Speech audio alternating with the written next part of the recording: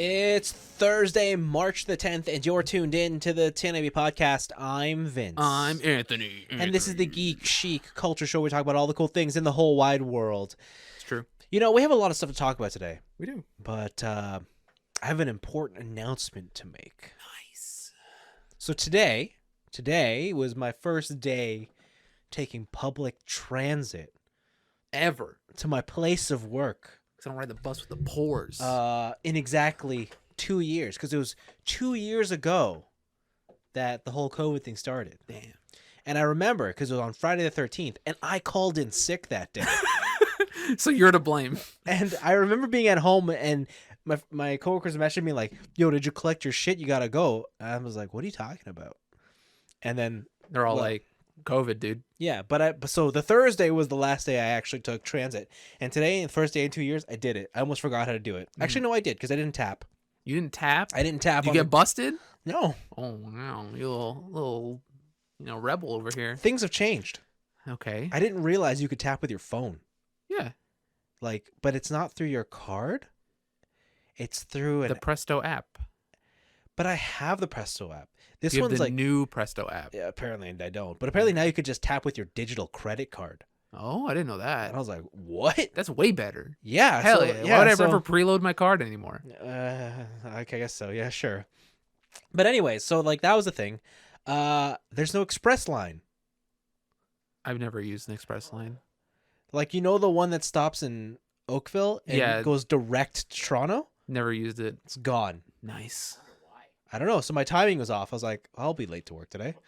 Whoops. Yeah, but whatever. Should have brought something. But then I got out of the station. And I was walking down the downtown of Toronto. Mm-hmm. And then I went through my day. I went to work, and people are at work now because, we're all there. My team's there. But slowly, at the end of the month, we'll all be there. Mm-hmm. And then I walked home and did the reverse thing. You know what, Anthony? I like doing that stuff. You like commuting? I like commuting, going to a place of work, Okay. All right. living my life. I got a question for you. Yeah. Do you like commuting now because it's empty? Like you had told me that on the train, Yeah. you pretty much had the train car to yourself. It was pretty empty. There's not a Yeah. lot of people. You're not crammed. No, you're still crammed You sure? because they got the screens, so you can't. Well, yeah, but it's not. You're not crammed by other people. All right. Do you like it because it's a relatively peaceful commute? No. If there were the screens plus 3 other people sitting in your row, would you be fine with that? Yeah. Wow. Okay. But then again, like I've always liked that part of All it. right. Okay. Like You're a little super spreader over here. absolutely. I think I told you a couple stories, like being on the train and like people fall asleep on me. Yeah. Yeah. You rob their shit. And I'm like, what the Oh, hell? that's a nice is iPhone. this? Take that. Sometimes you gotta do a little afternoon shopping. Thanks for the take my fee for my service here. Yeah. Anyways, no, I was like, I like this. Like everything from the being in the train, listening to a podcast, whatever. And then I was walking down the streets. I'm like, yeah, I remember now. In the summer, this was awesome. I don't like today was fine. Today's not cold, but like in the dead of winter when it's like Yeah. shit, no. Give me Yeah. the stay at home work. But then but then I remembered the path exists. It does. It's The true. underground walkway mall complexes. The path needs to be more robust. What do you mean? I think it cuts out in certain areas too much. Like you got to go above ground to because this part doesn't connect because these buildings don't want to agree to a path and Yeah, like it Yeah. depends. I think if it depends where you're working, right? If you're like in the core downtown area, for it works sure, out. Yeah. Yeah, but the minute you want to go to like Chinatown, you're out. Yes. So Anytime me and my friends want to go to like a restaurant that's like off the beaten path or whatever, then the path is like nah. you definitely have to be in like it's definitely made for like the Deal with the elements, kid. Yeah, it's to service those in the suits. That's basically what it is. Suits, terrible, disgusting. You'll be talking about the suits soon enough. But yeah, I'm looking forward to going back to my standard 9 to 5. Working. No, I can't afford that song. No, no, you can't. Dolly Parton, don't sue me, please. You cannot. But yes. Anyways, this week I have a lot of stuff to talk about. Let's get into it. Where do you want to start? You want to start with the big boy? The state The state of of play. I was trying to think. There's a State of Emergency. That's the video game. No, The State of Emergency on the PS2. No. All right. So the Sony had their State of Play. They did. Their little version of the Nintendo Direct. They did. Right. And this one was all focused about games from Japan. Sure was. A couple surprises in there that I didn't realize were from Japan. Yeah. One specifically caught me. I was like, wow, I didn't know this was from Japan. And I was like, maybe, and this is how I know I'm biased. I'm like, Okay. I'm more excited for it now. Oh my I was God. like, oh, fuck. Oh, no. I was less excited when I learned what team that game. Oh, was. yeah. And I was like, oh no. But we'll start from the top and we'll do it like normal. If we want to talk about it, we'll talk about it. Sure. Whatever. So we got, I think honestly, they started off with a showstopper. If you wanted to surprise the crowd, Yeah. Hell yeah. absolutely, this was it. Exo Primal. Showstopper is a bit of a stretch. Dude, they started the show with a showstopper. Exo Primal is a new co-op third-person shooter game by Capcom where there are dinosaur forecasts and you and your team of soldiers have to pilot exosuit mechs all with like different features. So there's like a melee guy, there's a healer, there's a tank with a shield, and you have to kill dinosaurs that come out of interdimensional dinosaur portals, and they literally rain dinosaurs on you. Yep. And that's the game. I'm not making that up. It's a real video game. No, you're not. I saw it. Yeah, I saw it with my listen. If I didn't see it with my own two eyes, I wouldn't believe it. I believe this is some indie shit that I'll find on like itch.io or something. All right. But listen, if this game comes out this year, it might be game of the year. I don't know what to tell you. Like I haven't played it yet, but I've played 3 games this year that are already better than this, and I know it. But did they have dinosaurs in it? One of them might. Okay, all right. Well, I haven't figured out yet. Okay. But this game looks bonkers. I really want to see more. It was definitely probably the most surprising announcement for me because I didn't think people made games like this anymore. Just really bonkers premises, so you can just have fun, like outside of the EDF team, the Earth Defense Force team. Like it's like a very early to mid 2000s concept, like a PS2 concept type of game. Yeah, I mean, I understand the Earth Defense Force vibes. Yeah, because you're fighting 1,000 velociraptors. Yeah, who is Earth Defense Force? Is that also Capcom or is that Sega? I think that's... Is it even Sega? It's Xseed. Yeah, it's Xseed. I don't know what it was originally. Maybe Xseed bought it. D3 publisher. Yeah, okay. D3 and Xseed. But it does give me that vibe. So it does. I won't deny it. I mean, it looks cool. I mean, let's be real. It has mechs. Yeah. Well, not mechs, but exosuits. True. But you know what else had exosuits? Anthem. So you gotta be a little bit wary about exosuit games. All right. Okay, fine. I'll be optimistic. Optimistic. I'll be Optimus Prime. Nice. There we go. Right. Wait, if I'm fucking Megatron, can I be the dinosaur Megatron? Sure. Hell yeah. Of course. That's what we need. Platinum Games needs to team up with Capcom and bring their game that they made with the Transformers. Was it on the PS3 or was it on the PS4? 4. And then bring over Dinosaur Megatron. Yeah. Hell yeah. What was that game called? Transformers something?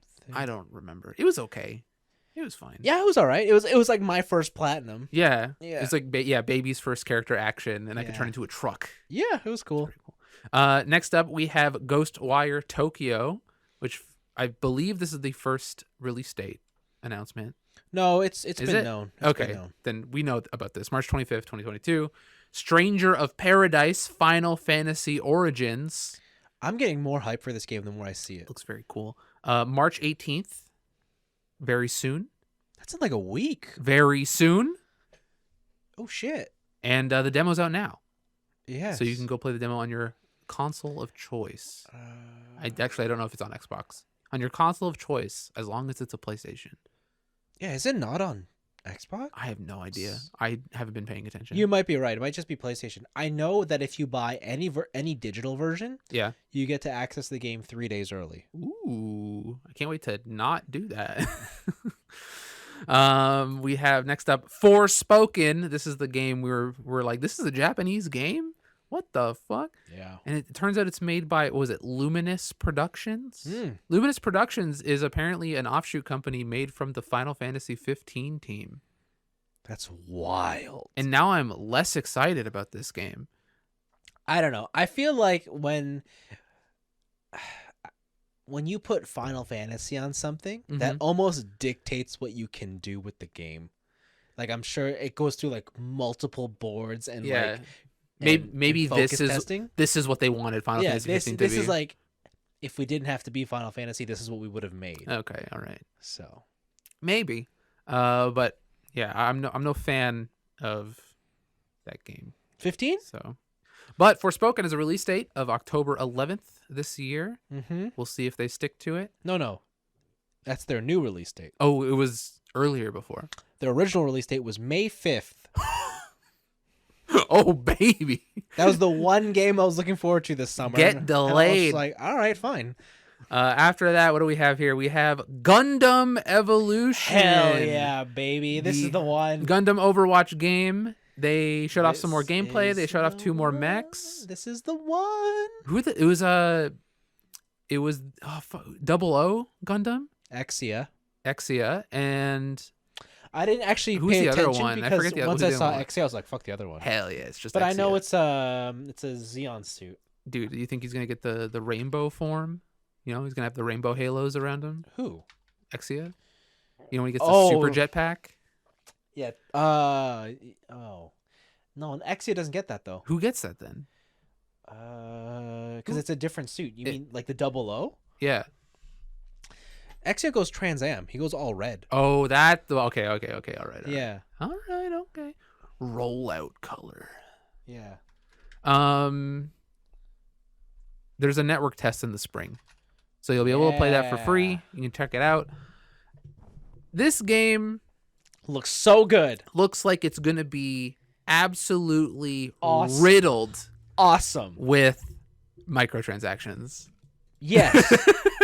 Yeah, absolutely. How could it not? Like XP boost, all this. Did you see that? Was it Crossfire X came out here? The big first-person shooter that was like big in Asia. Yeah, and it just absolutely bombed. Yeah, and it's all microtransactions. That's what it reminds me of. That's what it seems like. Yeah. So we'll see. Anyways, see how it goes. if you are on Steam.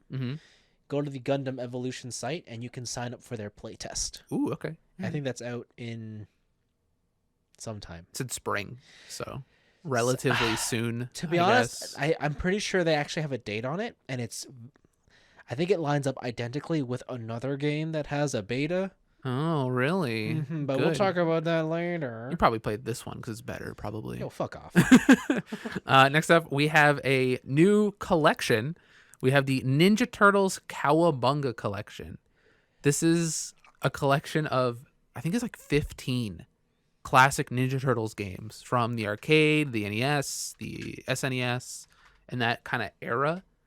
And it's all one big package. They just have a release date of 2022. I think it looks really cool. I really like it.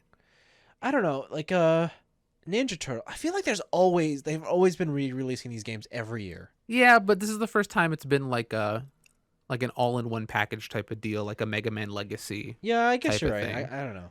And do they have? Okay, I don't know if the arcade game is the NES version of the arcade game or it's the arcade port. I'm sure it's the arcade port. It's got to be. They should put both in. I'm sure there's both actually. Because the NES game is just pure nostalgia for me. That was like one of the first video games I ever played, and so this whole collection is just purely nostalgia.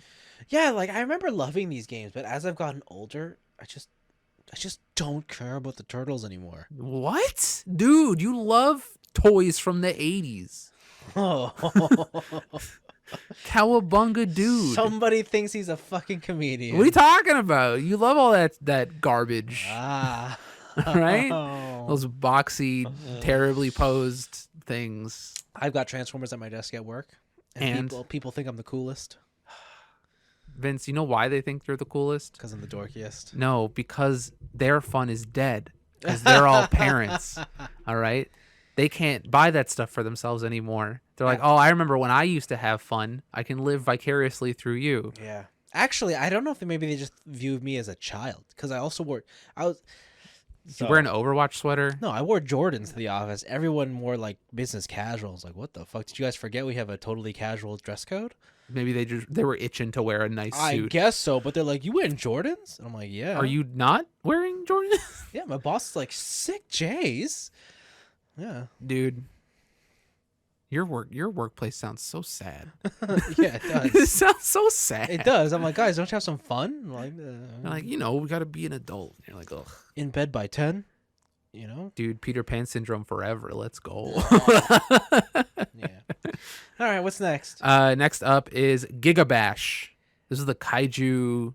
I want to say we've top-down seen brawl. this before because I know You said that? Yeah. I don't remember it all. Okay. All right. It looks cool. I don't know.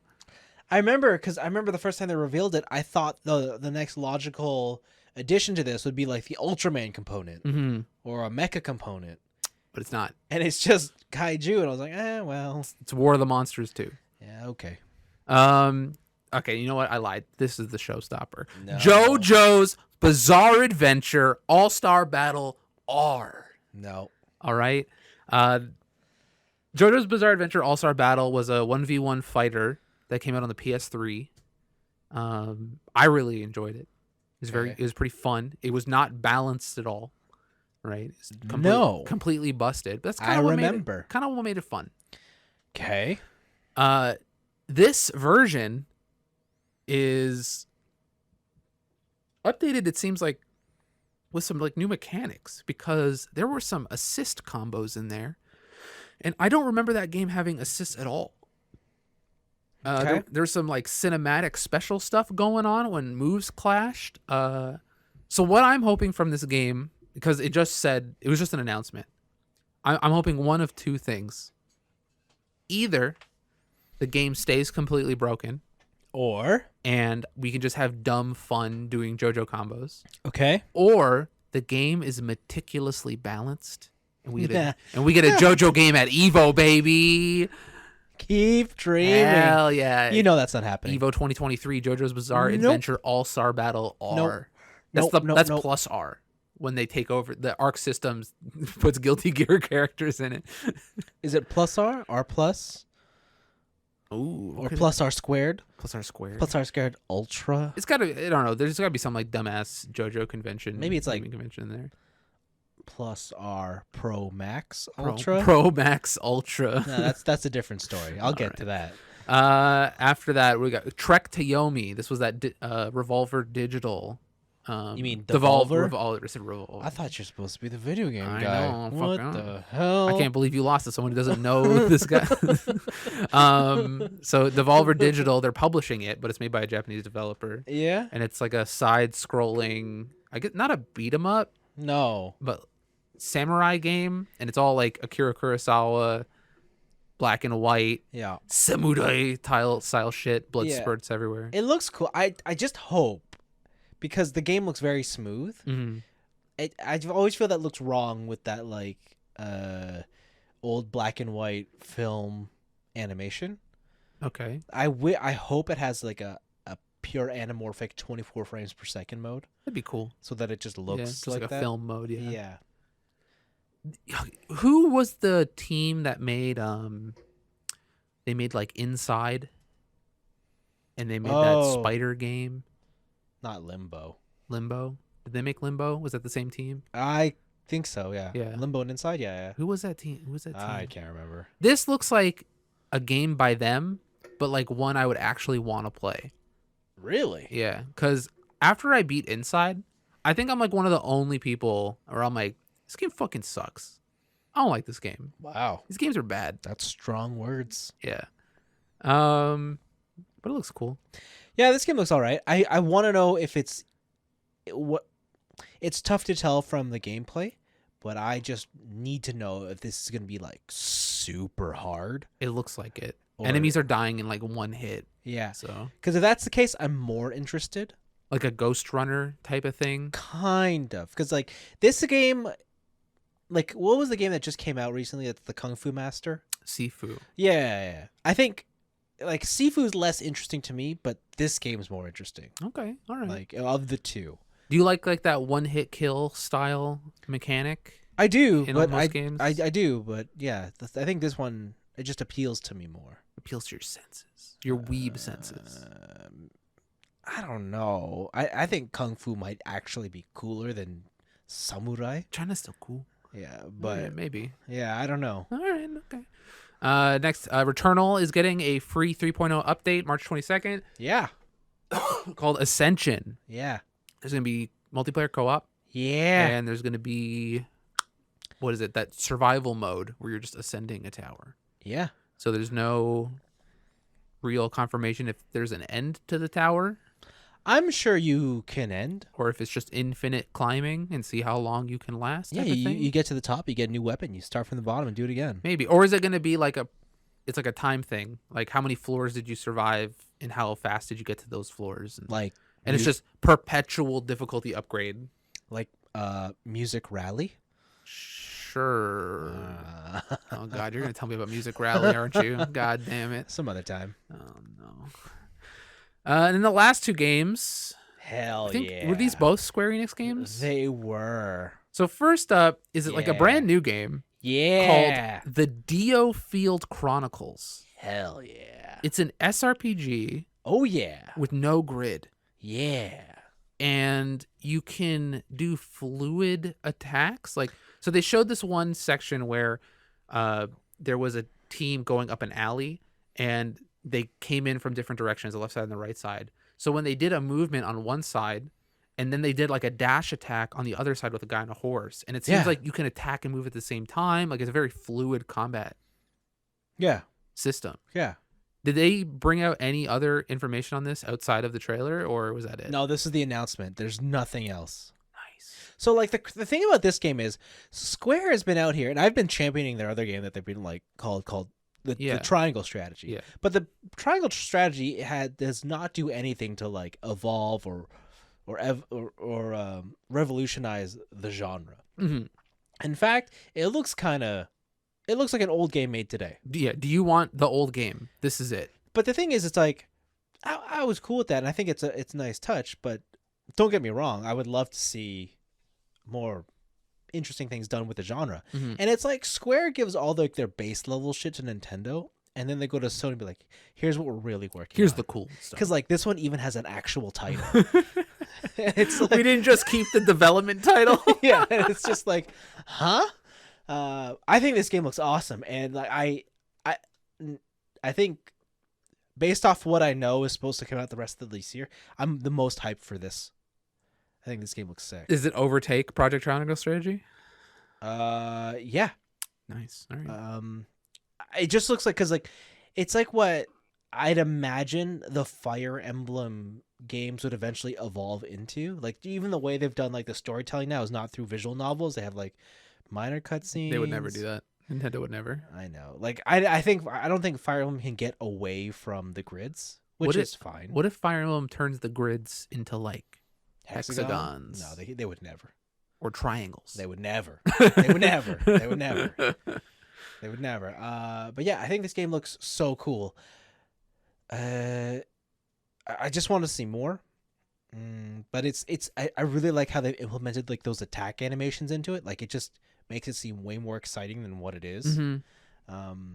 And yeah, absolutely. I gotta see, because it reminds me of something where like between XCOM and Valkyria Chronicles.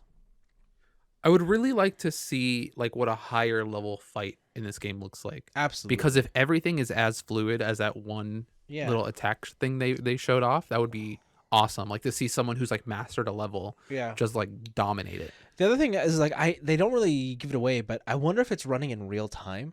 Like you don't pause on your turn. Maybe because they did have pauses. Yeah, but like when maybe you select your attack, but like, maybe everyone's moving all the time. Yeah. Okay. Yeah. That'd be cool. It makes it way harder, but yeah. It does. It's true. And the last one, speaking of Chronicles or Valkyries, we got Valkyrie Elysium. Yeah. It's a character action game, Mm-hmm. but it's from the Valkyria Chronicles. Not Chronicles. Was it Valkyria? Valkyrie Profile. Valkyrie Profile. That's the one. Valkyrie Profile series of games, Yeah. which are normally SRPGs. No. No, the only ones I've ever been exposed to are SRPGs. So you've never played the original Valkyrie Profile? No. It's not an SRPG. It's closer to how can I describe it? What is it's not I have you played Indivisible?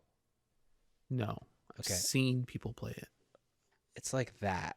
Okay, But it's hard, like there's no other game that does it. Like Mm. it's one of those, like, I want to tell you it's kind of like Battle Network, but it's not really like Battle Network. Okay, all right. But this this looked like almost like a single party Tales game in some respects. It did, but like I think one of the things of the series is like you gain people and summons. Oh, is that why she was like shooting out like phantoms or whatever? Yeah, Okay. like you amass a party of heroes. Ghosts. Yeah, pretty much. All right. Yeah. Nice.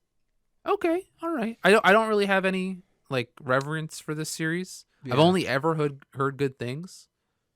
But Yeah, Valkyrie Profile is like one of my favorite games when I was growing up. Lenneth. It was on the PSP. Mhm. I fucking loved it.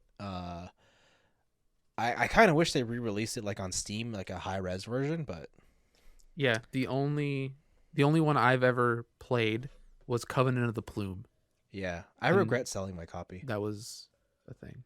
You wait, what? You regret selling a Because I remember physical game? Because one time, because how was I supposed to play it? I think I have it. You want to borrow it? Not really. I have to play it on PSP. I don't. No, it's a want DS game. No, I don't want Covenant of Plume. I want Valkyrie Profile Lenneth. Whatever. Who cares? Nobody cares about that. Wow. And then they had Valkyrie Profile 2 It's not a Yes game, so on nobody cares. PS2. I can't remember what that was called. I think that's just a regular RPG. Sure. All right. But I think it's crazy that this is coming back. I don't like. This is one of the things where I don't know if they're trying to resurrect a series or if they're just like, here's like a one-off thing. Like, oh, we're bringing back Live Alive. We're doing some wild shit with our catalog right now, so we might as well just try some shit. Yeah. Now that you speak about it, yeah, I guess Square really is just like anything that's old that we want to bring back, like strictly back, Yeah.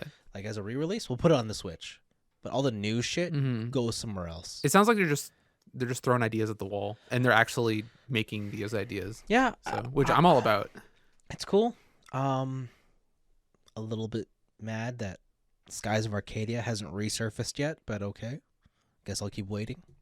Nobody cares about Shut up. Skies of Arcadia. Shut right. up. Shut up. We all care. Audience cares. What's the other game I can talk of, the Square game that I can make people hate me for? What was the one where it was on the PS1 Yep. and it was like a V? circle? Vagrant. Yeah, nobody cares about Vagrant Story. Oh. All right, nobody gives a shit. That's a Dead. good game. I've only heard good things about Vagrant Story. Like, I've only played it as a child, but that's a great game. All right. Maybe I'll get a copy. We'll see. Do I have a copy? I don't know. I think it came with one of the Final Fantasy anthology collections. I don't have that. That was a sick collection, because that was 5 and 6 and Chrono Trigger and Vagrant Story. Damn, that is a good collection. Hell yeah. Yeah. Wow. All right.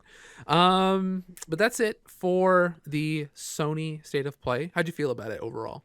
A lot of cool stuff. Did you like it? I loved it. As someone who thought that all the biggest games were already out for the year, Mm-hmm. and I was like, I'm probably going to have nothing to look forward to until the holiday. And you're like Exo Primal. Hell yeah. Yeah, definitely. But I was like, there's a lot of games out here that I really want to play. Stranger of Paradise, Final Fantasy, Forspoken. Gigabash. No. And the Dio Field Chronicles. I think those are all... Oh, and Gundam Evolution. Let's be real. Gundam Evolution. I really want to see Ghostwire Tokyo. Yeah, I mean, I'm sure that game is cool. It doesn't really appeal to me. but I'm sure it'll be good. But JoJo's Bizarre Adventure All-Star Battle R that's you're gonna go. Who's your main? Nah. Is it Giorno? Because that's the only one you know. It's Giorno? No, it's Bucciarati. Bucciarati. All I'm right. gonna go lick people. Arrivederci. Oh, that's right. Yeah. What a stupid show. What a stupid That's a great show, dude. Oh So my fantastic. God. What a good show. But yeah, that's it for thing. But we'll keep on the Square kick. Square Enix has finally joined the modern era and has allowed their music to be on a streaming platform. For free? For maybe. I don't know. I'm not sure. So Square Enix has created the YouTube channel, Square Enix Music Channel. Oh, how original! I know, right? And this channel is specifically for soundtracks and other music, like live projects and stuff like that from Square Enix games. Here's the thing. When you go to the website, at least in Canada, right? There's 4 videos up there. Yeah? There's nothing else. So I don't know if this is only for America. Yeah. But if you use YouTube Music, there are a bunch of albums. There's the Nier albums, all the Final Fantasy 14 albums are up there. There's a bunch of different arrangements. There's some live concerts that are there in video form. Oh my God. How do I turn this off? Dude, we're going to get copyrighted. Holy shit. I found it. I found the music. Okay. Where was it? So it's not under their videos. Because Okay. that's technically, you go to one of their playlists, and then you just pick whatever game you want. Playlist. Yeah. Oh, there Romance they all and are. Okay, yeah. Saga, So they got Final Hirogana. Fantasy series, Saga series, Mana, Chrono They Trigger. have Endless. Okay, look at this. Yeah, End Layer, Sinnoh Alice, everyone's Wow. favorite gotcha game. Oh my God, Sinnoh Alice. Yeah, Octopath arrangements. They have the... World ends with you. Oh, they have that. Of So they got course. a ton of stuff. That's just a PSA. All right. This also probably means that all of your third-party channels that had Final Fantasy music and stuff are probably now down. Oh yeah. But now there's an official thing here.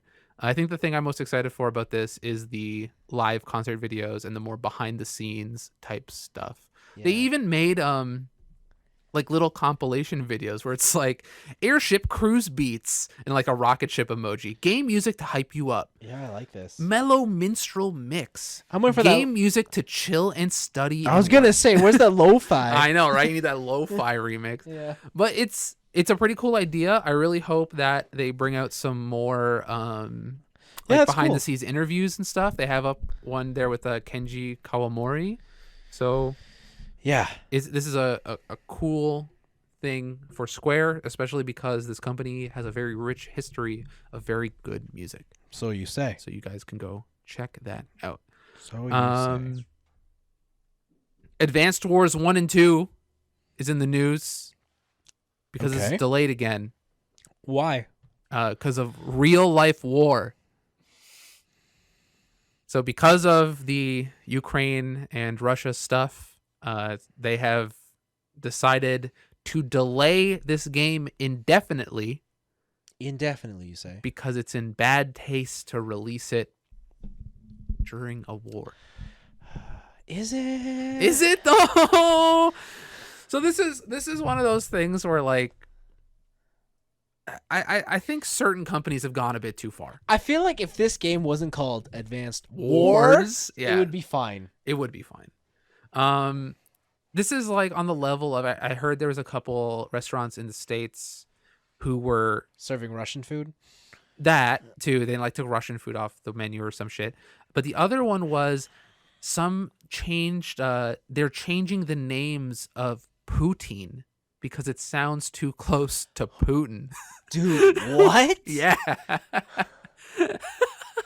That's just ignorance. Like I understand like if you want to make your company take a stance on something, but there are certain levels to that. And the Putin one is fucking stupid. All right, just sell Putin. Nobody cares. Okay. But also, I think this is another one where I think people can separate the war aspect in a video game from a real life thing. Apparently they can't. I guess so. Like, I guess it's the second delay. So, and this one kind of sucks because it's indefinite, but maybe it's the tonally right play. I don't know. If I were the marketing manager, I would have released it sooner. Okay. You got to get up on that war hype, baby. All right, well, it's fresh. And then the last one I have is Evo is happening this year. Evo 2022. All the main games were announced. And honestly, not a lot of surprises. Maybe 2. Okay. So obviously we got Street Fighter 5 Championship Edition. Sure. Guilty Gear Strive. Yeah. Mortal Kombat 11. I didn't know people still play this game. Neither did I. Wow. Yeah. Tekken 7, obviously. Okay. The new King of Fighters 15 is going to be there. Melty Blood type Lumina, which was a surprise that it's a main stage game because usually Melty Blood is relegated to the bathroom. Listen, anime is a big fucking deal. I'll help you know. Dude, listen, if they don't have the grand finals in the bathroom on a laptop, I don't know what the fuck they're doing, all right? After that, they got Dragon Ball Fighters. Apparently, this game blew up after the last big patch. Like, it completely changed the game, so I'm excited to see what world-level talent looks like. Okay, is Sonic Fox still on top? I have no idea. All right. I have no idea. Grand Blue Fantasy Versus. Still? I also didn't know people still play this game. Okay. And the last one is Skullgirls Second Encore. Is a main stage game. Wow. The gap left by Smash And is really they're really like, we got to put something in there. like it's really being felt right now. Yeah, because they had they had Smash Ultimate and Smash Melee tournaments. Yeah, so they had to fill that in with Mortal Kombat 11 and with Grand Blue and Skullgirls. Wow. I'm surprised they didn't put the fucking My Little Pony fighting game in here. Holy moly. Yeah, those last 2. Wow. I don't know if anybody cares anymore. But they should have just put PlayStation All-Stars in. Let's be real. Hell yeah. Wow. They should put Onimusha Blade Warriors in. Okay, no. What are you talking about? Samurai Warriors. Samurai Warriors. Wasn't that a Muso game? Oh, yeah. Maybe you're right. Okay, I don't know. Never mind. But that's Evo. It's going to happen. It's taking place August 5th to 7th in Las Vegas. Ejo. And honestly, I kind of want to have like an Evo party. Okay. That'd be pretty fun. Do it. Like watch all the finals and stuff. That'd Sure. be cool. I'll bring Chips. No. I'll bring the salad. Salad. Oh my God. Get out of here. I'll bring the salad to your Dude, this is gamer food only. Mountain Dew and Doritos. Oh, bro, Let's go. I'll give you some orange baby carrots. Ugh, disgusting. Yeah, man. Don't worry. Then you don't have to worry about cheesy fingers when we're all playing. Dude, this is why you use chopsticks, all right? With carrots? To eat Cheetos. Oh, with salad. Oh, my God, you guys are terrible. Damn. You're I'll the bring the chopsticks. You know, okay. I think that eating salad with chopsticks is easier than eating salad with a fork. No. Because, like, especially when you get to the end and there's all the little pieces of salad that are, like, left over, I think it's easier. No. You're a bad Asian. No. All right. I'm the Asian that doesn't use chopsticks. True. Dude, we use the spoon is the primary utensil in Spoon? my culture. Spoon for a salad? Bro. How does that even work? Listen, Southeast Asians will show you how a spoon can be the only utensil my God, you need. Damn, kid, you guys are off your rocker. What's popping off over in Southeast Asia? What the hell? The spoon, because Is it at least like a spork? Like no, it's got the little. it's a spoon. Oh my God. Spoon. I'm gonna go eat salad with a spoon and drink bubble tea out of a plastic bag. You know what? When I get my own place, All right. I'm only gonna serve spoons when you come over. Just only when I come over, it'll only be spoons. Yeah, just so you understand. But like, what kind of dishes are you gonna make me eat with a spoon? I don't know, steak. With a spoon? I'll just use my hands at that point. Fuck that. You ever eat a steak with your hands? No, because no, Feels I kind of have- primal, you know? Like you just kind of like tearing the No, flesh. I have baby. not. The closest I've come is like, yeah, I put the steak in a bun. No, but like they're like when all the meat's like on the bone, it's like hard to cut it off. It's hard to you just Oh, kinda, and you pick it up, yeah. and okay. At that point, yes, I have. But you make it sound like you ever go to like to the keg, and when they I give would never you- do it in public. they're like, all right. "Yo, here's the baseball, the baseball." Yeah, I may be an animal, all right, but I'm a civilized animal. You know, though, you should go. Oh, because I did go to that one restaurant in the dark, right? Yeah, And they Au serve you Noir or steak. whatever. Yeah, And they do say they give you a fork and knife, but they're like, listen, no one's gonna know. when in Rome, all right? No one's gonna know. When in Rome, how are they gonna know? All right, okay, but yeah, say try eating a steak with your hands once, at least once. Either a steak or a spoon. Let us know how it went. Yeah. You need the sharpest spoon in the world. Trust me, you don't need a sharp spoon. All right. You just need technique. Ugh. Let the spoon do the cutting. You know who has technique?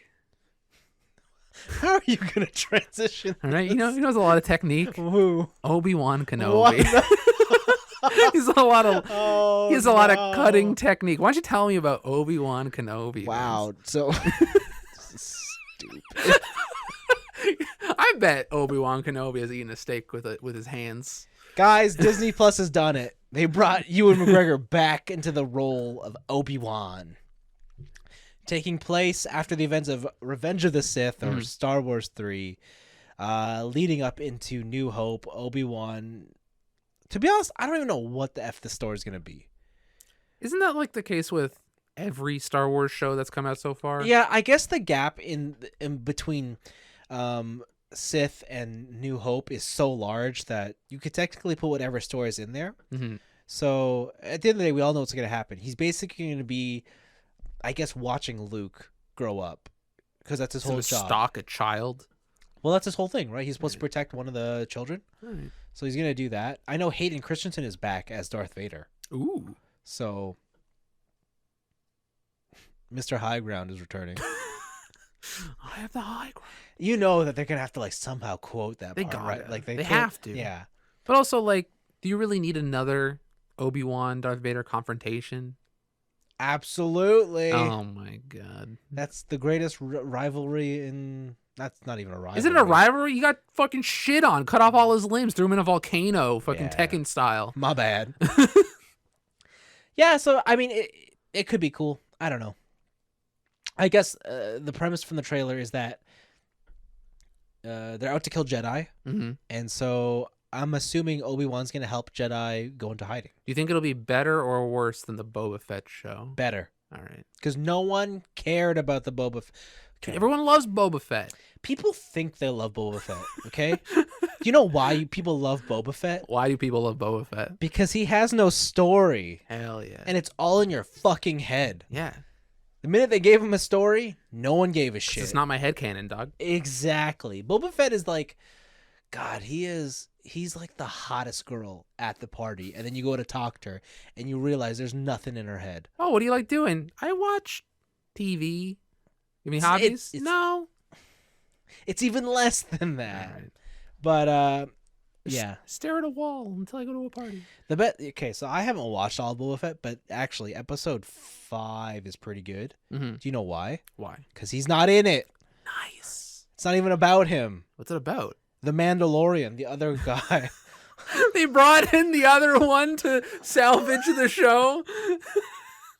But anyways, it's about Obi-Wan. I think the show has promise. I think it could be cool. Okay. And I gotta say, I really do like how Disney is making these television shows that directly link with their big movie counterparts. Because for so long we've gotten these we're related to that same universe, but we're on this small scale that never actually interacts with the big one and whatever.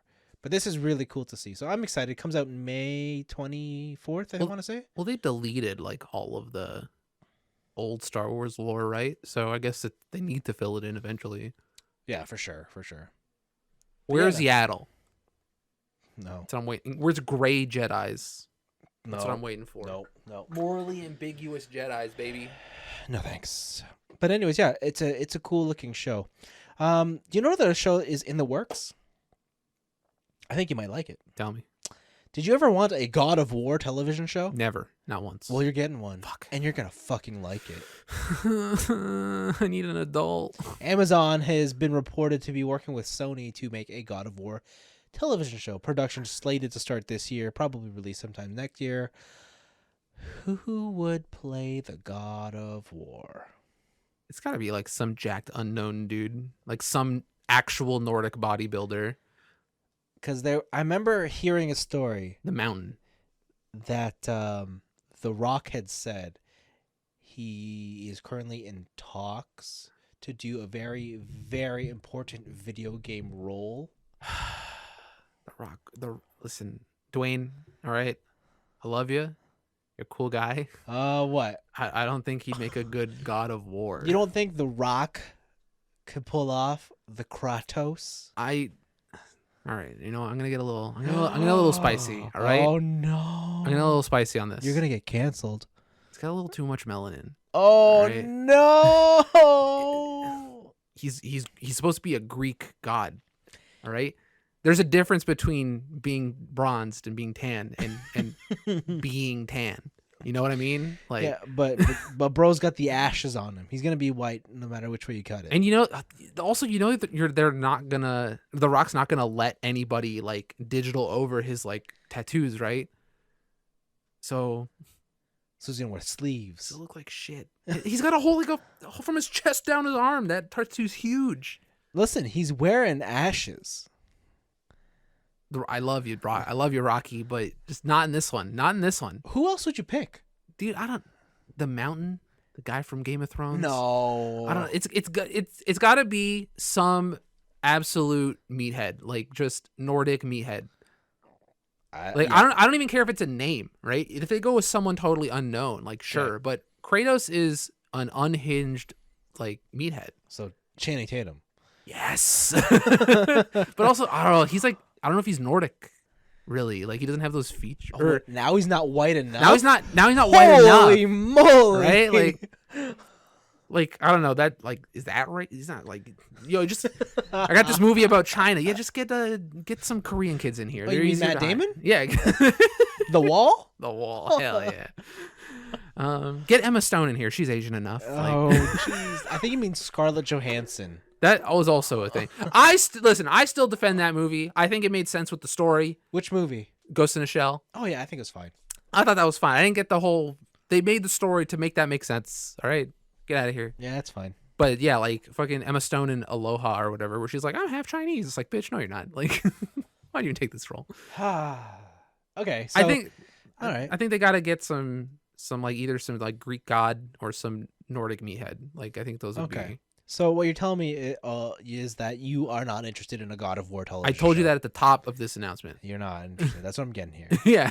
I feel like I have something else that might catch your interest. I swear to God, if you say what I think you're going to say. Sony has signed off on a Twisted Metal TV show. Wait, TV show? Is it a TV show? Remake. Yeah. Yep. Remake. A TV remake or a game? Live action remake. All right, I'm going to pull this closer again, just of like I did. Twisted Metal. I'm going to pull this closer just like I did for Vagrant Story. All right. Okay. Nobody cares about Twisted Metal. Okay. Everybody cares about Vigilante 8. All right. Get out of here. Okay. So then if you don't care about Twisted Metal, do I have the last one for you? Oh, God. There was a movie coming out based on a game that you recently loved. Loved? What did I love? Because I haven't loved the game in a long time. Because it just appealed to your culture so hard. Is it okay? Are you making a weeb joke, or are we going Mamma Mia Pizzeria? Where are we headed with this? It is Ghosts of Tsushima. That game's pretty good, but also I don't care. You're gonna watch this movie. I'll tell you why. It's from the director of John Wick. You know what? Now I'm in. All right. Now I'm in. I knew it. Listen, that guy hasn't made a bad John Wick movie yet. I'll trust him with this. I got all right? you. I got you. And you see the love he has for Asia in the latest one. Wow, you really just flipped. Yeah, I think he could do it. Wow. I think he could do it. I have faith in him. I have faith in that team. All right. Say what you want. They resurrected Akira Kurosawa from the grave. No, but okay. Nice try. Anyways, those are the movies. Movies. Man, they need to start making like original stories. Original stories? Yeah. You mean like ones that are supposed to be coming into Overwatch 2's PvE mode? Is this still a video game? It is. You know why? Why? Because they just announced the Overwatch 2 beta is on the way. Damn. Comes out end of April. Beta for what though? PvP. All right.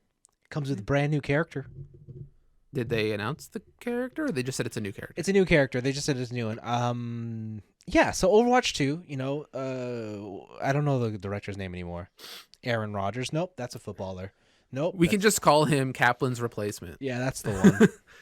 Anyways, he came out with this whole like, we're sorry, we didn't apologize. We listen to the fans and yeah, please don't basically hate us. the whole point is we're gonna get a beta. We're gonna get more consistent updates on Overwatch 2, and hopefully that means the game is actually closer to release. Because he said there's gonna be multiple betas throughout the year. I hope that culminates in a release. I gotta ask you a question. So we Yeah. watched this director thing, Yeah, and he spilling his guts out. He's Yeah. like, we're so sorry. yeah, We lied to you. We didn't apologize for this Mhm. delay. We were not communicative. yeah. Do you really think any game fan above the age of 14 cares? Yes. Really? Yeah. In fact, I think it's only the people at a mature age who care. Dude. I don't think kids care. Because I don't think kids give a fuck. Because the only people where emotions are actually important are adults. Or I want to say teenagers or older. Yeah. All right. Okay. Yeah. Like, and I literally cannot imagine a scenario where like a person who is releasing a video game or any piece of like consumer media or consumer good Yeah. comes out and is like, we apologize, and like I actually give a shit. No, I think it means something to people. That's yeah, for crazy. sure. That's I don't think so. Like when you hear people like I feel like there was like a recent huge pop culture phenomenon where people started crying for some reason around I think those people are dumb too. wow. But no, like it's a part of their life. Like I think the Sora announcement. that's the Yeah, one yeah, yeah. exactly. Yeah, like Dude, people care. Like get over it. Like these things. How can you say that though? Ugh. You're like the biggest video game fan. You're gonna tell me like this stuff isn't important to you? It's not. I don't think it's important enough where like I would demand an apology from the people making the game, I would like. I don't think it's a demand. Cry over. No, I don't think it's Yeah. demand, but I think it's like people get emotionally invested. Yeah, Right? I just don't think. Like this happens in everywhere. Maybe I'm dead inside. All right. We have been through this. You are dead All inside. right. Maybe I'm an emotional husk. like okay. Here's a like when you're working right. Like say you have a project and you have to present. Yeah. Whatever, but or not you have to present. Say you collaborate. You're at your place of work or you're in school and you have a collaborative project. And the presentation comes up and like you put your work into that, but it's really only one other person is presenting it, right? Do you like it when they say, I couldn't have done this without the help of so-and-so? I literally don't. Okay, I will tell you right now, that is very important in the actual, like, for most people. Like, as long as, like, my work is credited within the actual project, I do not care. I don't care about verbal recognition at all. It's not. Your name is not going to be on there. If that's the only way, then sure. Then I just want people, I want to know, like, because I need to, and I did work. Like, yeah, and this is them appealing to the fan base. Like, that's them recognizing that, like, yeah, there's fans out there. the fans didn't, like, code the game. No, right? but the fans are always questioning, like, what's going on? How come we have no communication? Why is it that there's no updates? Why did you guys just let this game die? Right? And like, that's what he's apologizing for, right? I guess I just consider, like, every fan who gets that heated on the internet about it to just be a troll. No, I think because if you want video games to actually be more than just this thing that people look at as a toy, like a virtual toy, like these things do have to eventually get there, right? Like it's like art, right? When people look at art and they cry and you're like, I don't fucking get it. Yeah. For some people, it's the same way. Yeah. But also, like, I'm trying to think of just, like, other artistic mediums where that happens. People turn right? on fucking music albums and they start crying. No, yeah, of course, right? But I'm saying more for like I've never You've seen seen a director come out and be like, "Oh my god, I apologize for pushing back the release date for these edits and stuff like that," or Okay, like the pandering, like that kind of stuff. have you seen it when like a big music pop star is like, I'm sorry, I have to delay this, whatever? Dude, I don't listen to top 40, so I don't know. Do they do that? All the time. Or like Man. when like they say something, they take it back, right? Yeah. Like this shit always Yeah, happens. my right? I guess my idea is like I kind of don't care how long it takes as long as you produce something good in the end. I think no, I understand that, but I also have to like there is that, but that kind of respect is only earned if the person creating it has communicated to you that they're deserving of that patience. And I don't mean just by their work, but in Yeah. terms of their character and their ethic. Yeah, I guess maybe I just don't Like if care you don't either care, way, you yeah. don't care. It's one of those things where I- like when I always meme about like Jeff Kaplan being on the team and whatever. Yeah. But like when he left the Overwatch team, it's just a joke. Like I don't care that Jeff Kaplan left, or when Oh, I cared. when David Jaffe didn't direct God of War 2, Oh, right? but I didn't care what God of War Like 2, and yeah. Cory Barlog took it over. Like I didn't care. It was just as long as they're making good products and as long as like I can always like separate the art from the artist, I So guess. you're telling me if Metal Gear Solid 6 came out and it didn't have Kojima, you wouldn't care? If they brought out a good product, then Like you would be like, this is exactly. if they started like we're working on Metal Gear Solid 6, I would be like, hey, you released Metal Gear Solid Survive, Konami. It wasn't great, Yeah. right? But if that game came out and it was a good Metal Gear game, I don't think I'd like it less because it wasn't Kojima. Oh, okay, I see. Yeah, like I get it. I mean, but at the end of the day, I still think that creators are intrinsically attached to their creations, and people do care. Fair. Right? Fair enough. But yeah, that's what they. Anyways, the Overwatch video wasn't exciting. Like it was kind of No, I thought that conversation was more Yeah. exciting, but I just want to bring that up. Yeah, but yeah, there's a beta coming out. Unfortunately, it's supposed to be timed at the same time as the Gundam Evolution beta. Dude, what are you gonna do? What are you gonna do? Do you see the chair I'm sitting in?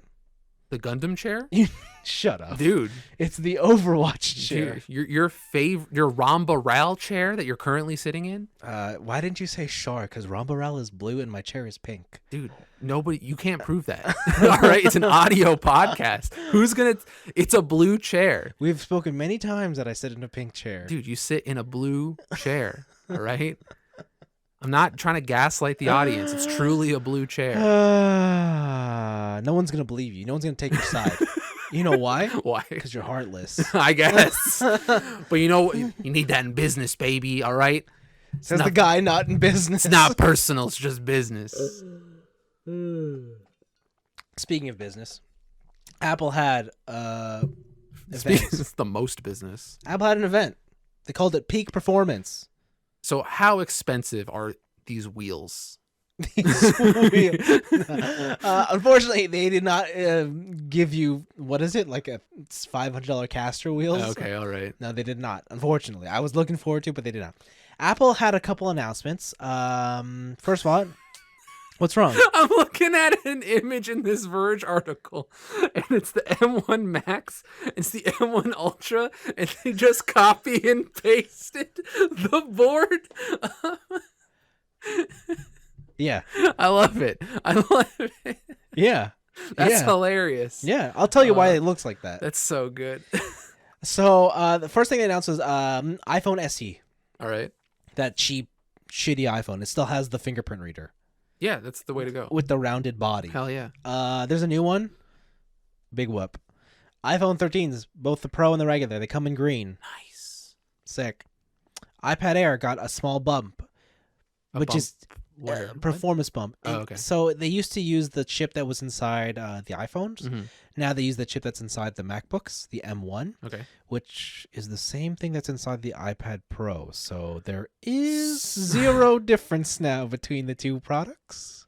Nice. I mean, the Pro does have a higher res display, but under the hood they're identical now. So your iPad is just as powerful as your laptop. yeah. That's crazy. Uh, Why would you get it? Why would you get if you're in that market for that power rank? Why would you not get the pad at that point? Because there's the iPad does not run Mac OS, Oh, okay, all right, fair. right? There's no option for that, really, for you to run Mac OS on a Nope. iPad. Nope. Oh, okay, all right. But the thing that Apple announced was the new Mac Studio. This thing looks like something out of a Mass Effect game. This is their replacement desktop solution. Mm-hmm. It is the size of the Mac Mini, only it's taller, so it's thicker. It's a thick boy. It's kind of like, it's actually the size probably of my USB audio interface, just more square. And how they pitched it was, you remember that old Mac Pro, that big tower, that people would just like for fun, like how expensive can they make this thing? Yes. They basically just compared it to that and said this is 90% faster. Okay. And the way they did it was the power of the M1 Ultra. Which is the copy and pasted board I saw. Yeah, so above. what you're looking at is like the M1, the Pro, and the Max, and then the Ultra's 2 Maxes. So the reason it looks like that is because it really is 2. It literally is just 2 of them. But what they've done is they've They SLI'd them together. well, they didn't SLI them together because SLI implies that you have 2 separate things that are working on the same project. Mm-hmm. So how they bonded them together is like, it's like having 2 processors, but they really are configured as one. Oh, so they rated them together, basically. Kind of, yeah, Okay. yeah. So like, and like that kind of stuff it's not new per se, but the way they've implemented it is. So I think they're saying that like the video card equivalent in here is basically, it has access to like, I don't know, 128 gigabytes of RAM? Yeah, what is it though? Of like the equivalent of DDR6. Oh shit. Okay. So like it's a very powerful machine. I think it is a desktop replacement, and it is for the prosumer or the professional who needs like a worktop. Yeah. I think they say that it supports up to 4 4K displays plus 4 5K displays plus a 4K TV. 5K display. Yeah, so okay. So it's cool. I mean, it's either $2,000 or $4,000 depending on which configuration you want. Hell yeah.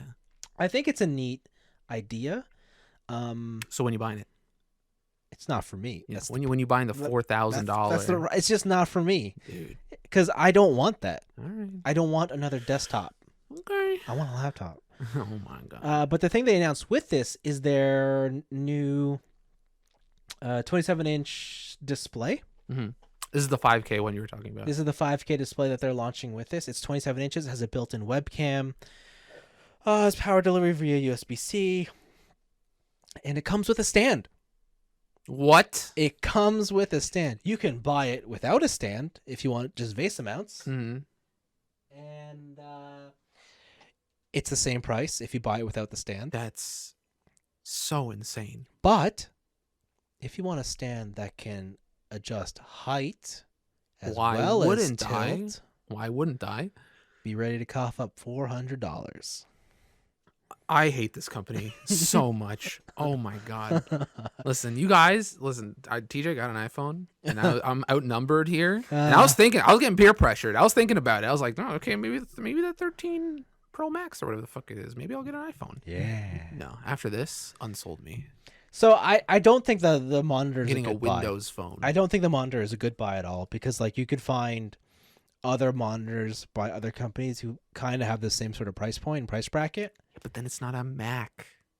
I don't think there's another monitor on the market that just aesthetically looks as pretty. Yeah, that's usually Apple's whole thing too. That's their like competitive advantage. Yeah, right? they also have that built-in webcam, but I don't know how important that is for people, because when you have a desktop, generally you have a webcam. Also, if you're a prosumer, you probably have a fucking sick webcam. You like some probably 4K, yeah, or like a DSLR hooked up to something. probably yeah. with like lights and yeah. So like I just don't know why you would want that.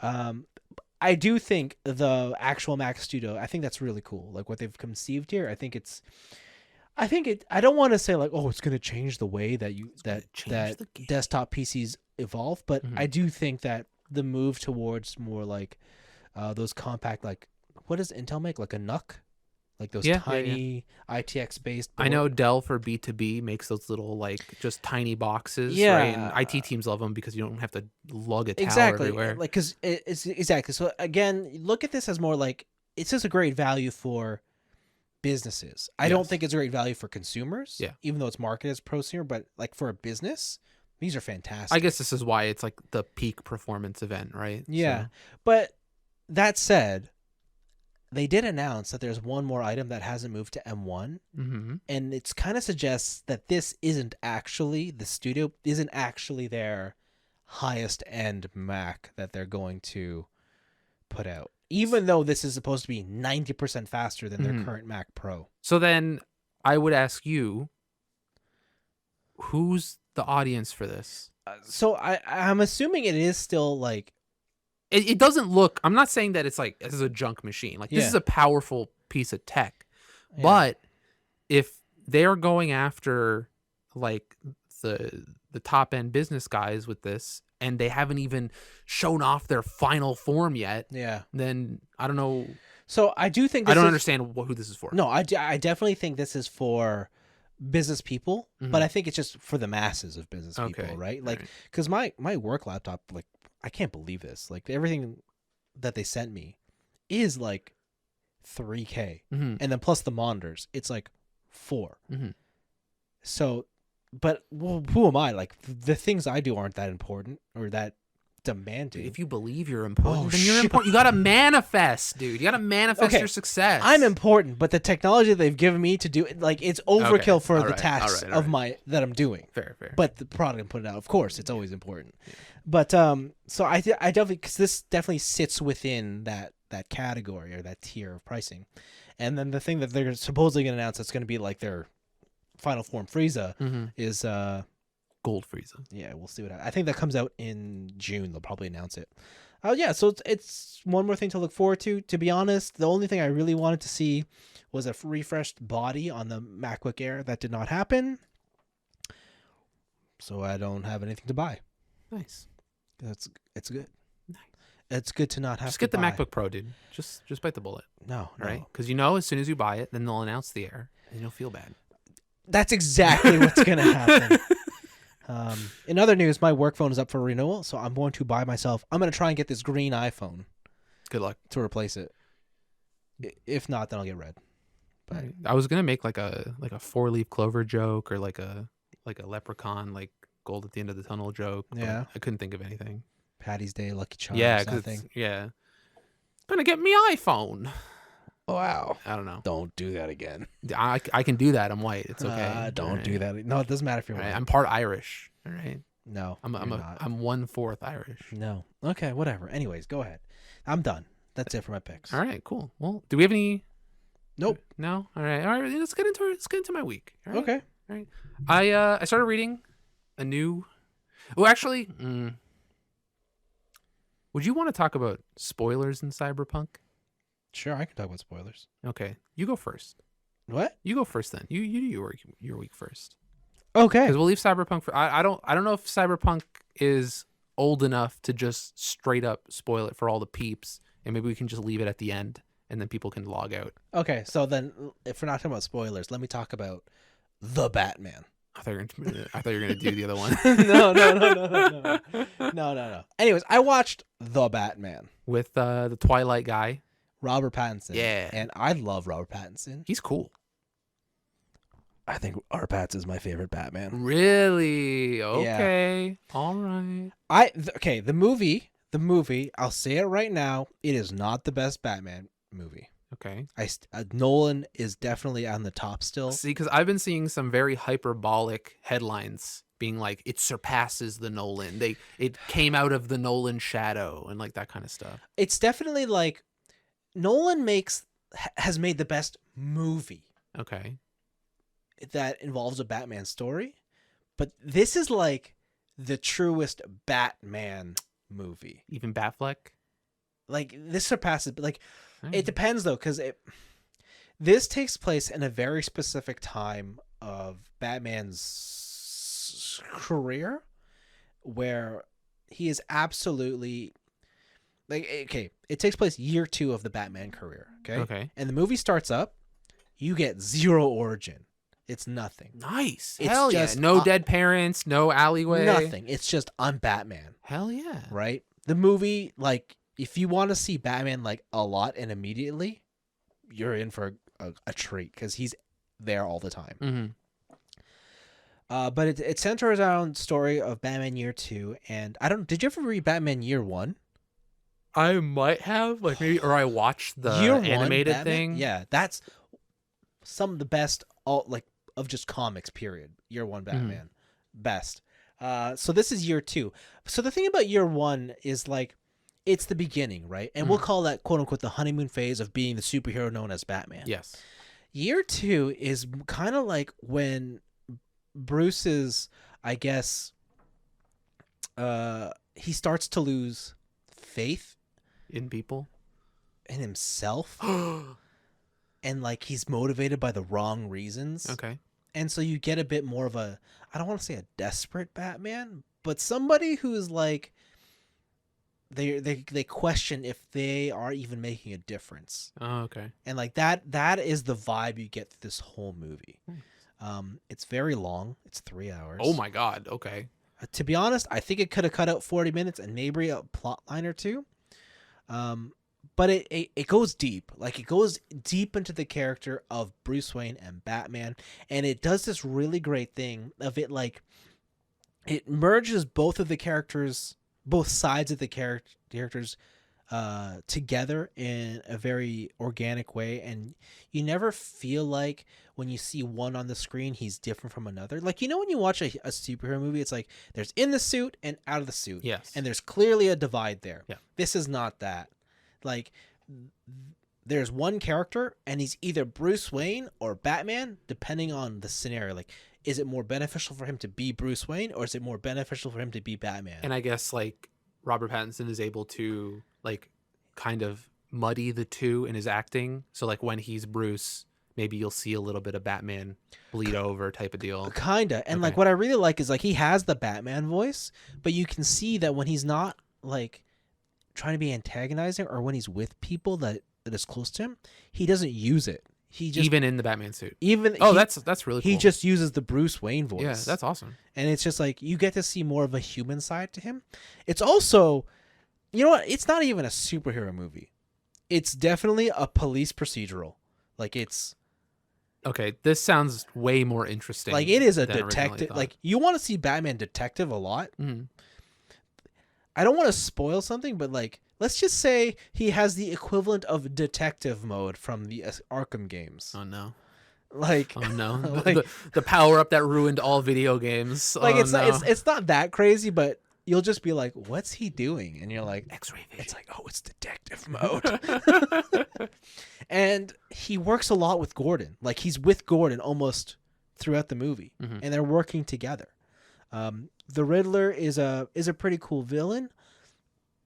Same with the Penguin, but I will say again, don't look at this as a big Batman ensemble.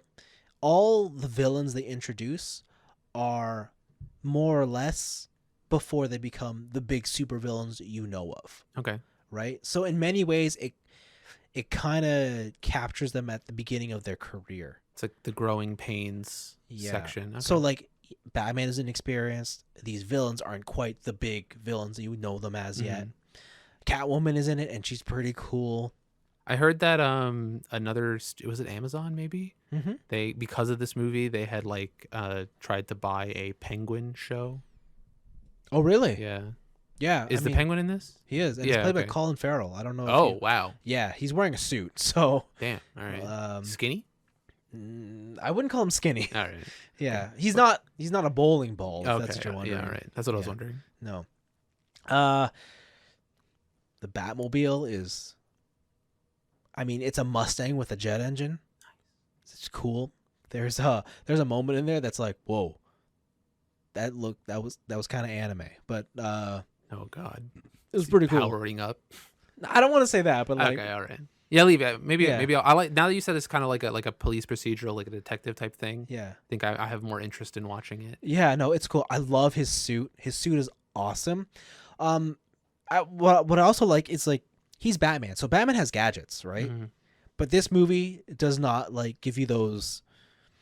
I guess like in the other Batman films, there's a real strong emphasis to be like, this is his new gun. Yeah. This is the button on the suit that does that. And like they really hang on those moments, and they're like, I don't want to say they're gratuitous or like pornographic in how they like to display his gadgets, But little but they kind of are. bum, ba, ba, bum, ba, bum, But ba, bum. in this movie, it's like they're things he uses, but they never explain them, or like they're not the focus of his abilities, Mhm. right? He also doesn't look like he has like a very focused fighting style.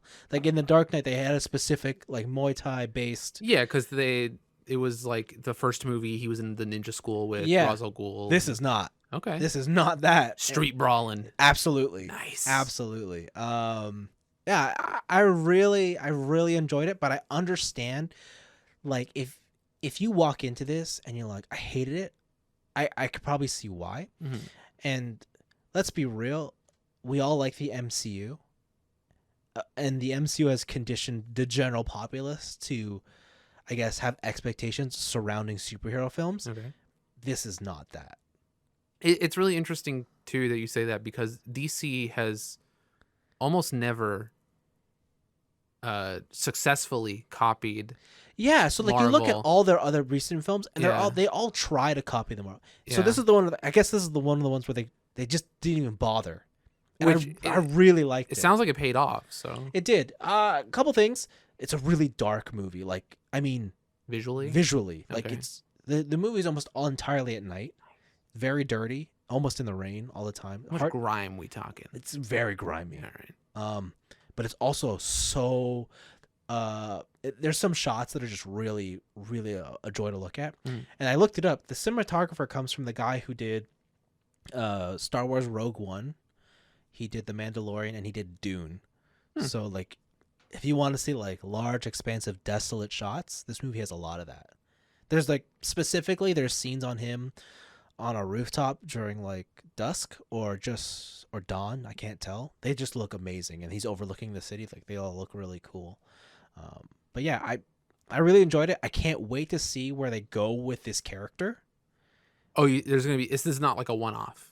You don't think? No, there's definitely not a one-off. Okay. Like I'm almost positive there's going to be a second one, and I want to say he has my favorite of the live action suits, like of the Batman suits. It looked cool in all the trailers. So Like I really do love how open the mouthpiece portion is compared to everyone else's, and his bat symbol's cool. Yeah, he's yeah, it's a good. I really liked it. Again, I don't think it's gonna be like people are gonna think it's the best Batman movie in the world. It won't even be anywhere near the top of like the best movies I've seen this year. But I think for the things that it tries to do, it's really cool. Oh, have you read The Long Halloween? no, I don't think so. Because this is basically a lot of that comic. Okay. So Maybe that'll be good because I've read. What was the one I read where they paralyzed Gordon's daughter? The Killing Joke. Yeah, and that was really That one's like extra dark. yeah, baby. Like that goes beyond dark to the point where it's like, oh, that's just mean. And like this is I'm still wrong. waiting for like that to be a live action movie I don't know if that'll because be a that's thing. like Joker at his peak, right? Like, yeah. But I've always heard good things about The Long Halloween. So. Yeah, this is 100% The Long Halloween as a movie, so it's very good. Yeah, so that's that. I guess spoilers. I'm playing more Elden Ring. What? Something happened. Something clicked while I was adventuring around. All right.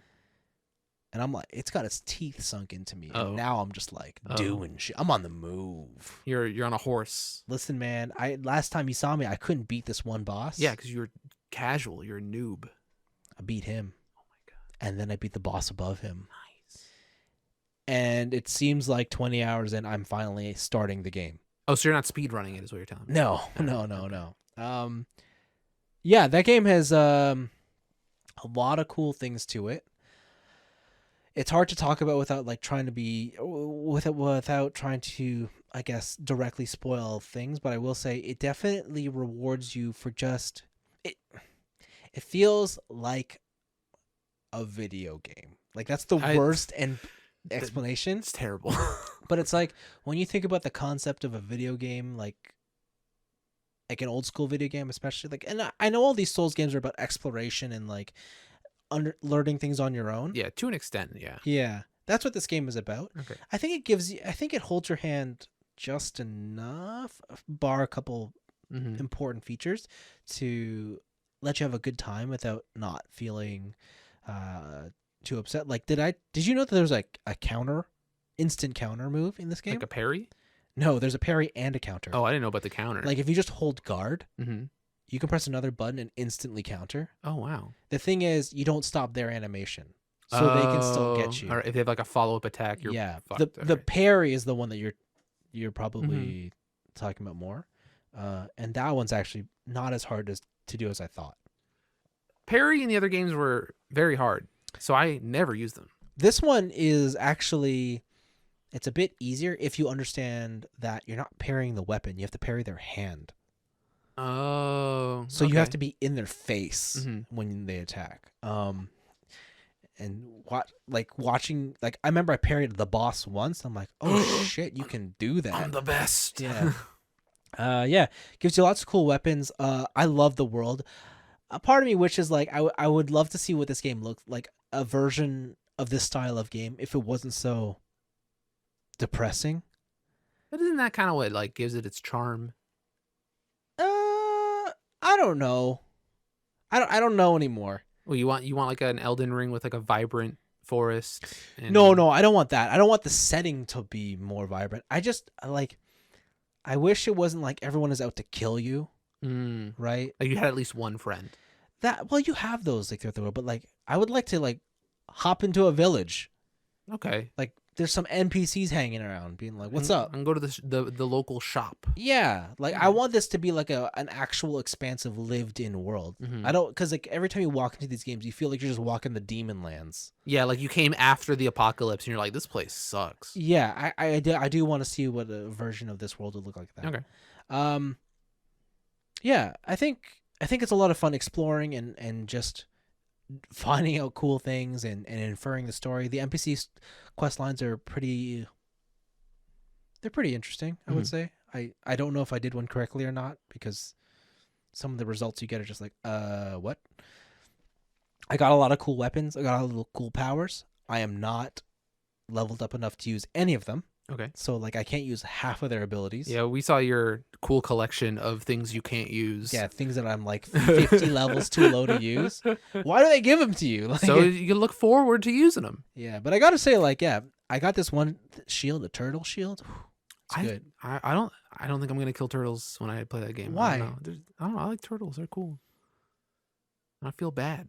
Yeah, I like turtles too. No, you don't. I also like killing them. Exactly. See, you don't like turtles. But it's so easy. I know, they're so slow. Like they gotta eat some leaves, dude. That's their fault, not mine. Oh my god. Yeah. So Elden Ring, it remains pretty cool. I killed a dragon. Oh my god, killed a lot of cool things. Did you kill? Okay, I got a question because I've been seeing a lot of dragon kills on the internet. Yeah. And it's a lot of just like, this dragon got caught on a tree, so I shot it with an arrow for 20 No. minutes. All right. I killed. Like I walked up to this dragon. I was like, "Let's go, bitch." Yeah. Right. I also found out that like I was having a hard time with the game. And I was like, you know what? I'm just going to try all the systems. And so, like, I tried the smithing, blacksmith, the upgrade. Like, I did everything. I'm like, oh, shit. It makes everything easier if you just, like, experiment. Like, I didn't realize I had a bottle that just gave me, like, massive stat increases. Co-op has been a lot more fun. Just calling people. Like, I have a thing where if someone invades me, I instantly call another person in to help me. Ooh. And it just sounds so useful. Yeah, it's just it almost feels unfair because you know everyone, like, now when you invade someone, you know that almost everyone's gonna have that. So, but it's a good. I think Elden Ring is very good. I think you all should play Elden Ring. If you've never played a Soulsborne game, I think this is definitely the one. I want to play it. You should play it. But I have a lot of backlog to play. You should play it. I'll probably play it in like the summer. Play it now.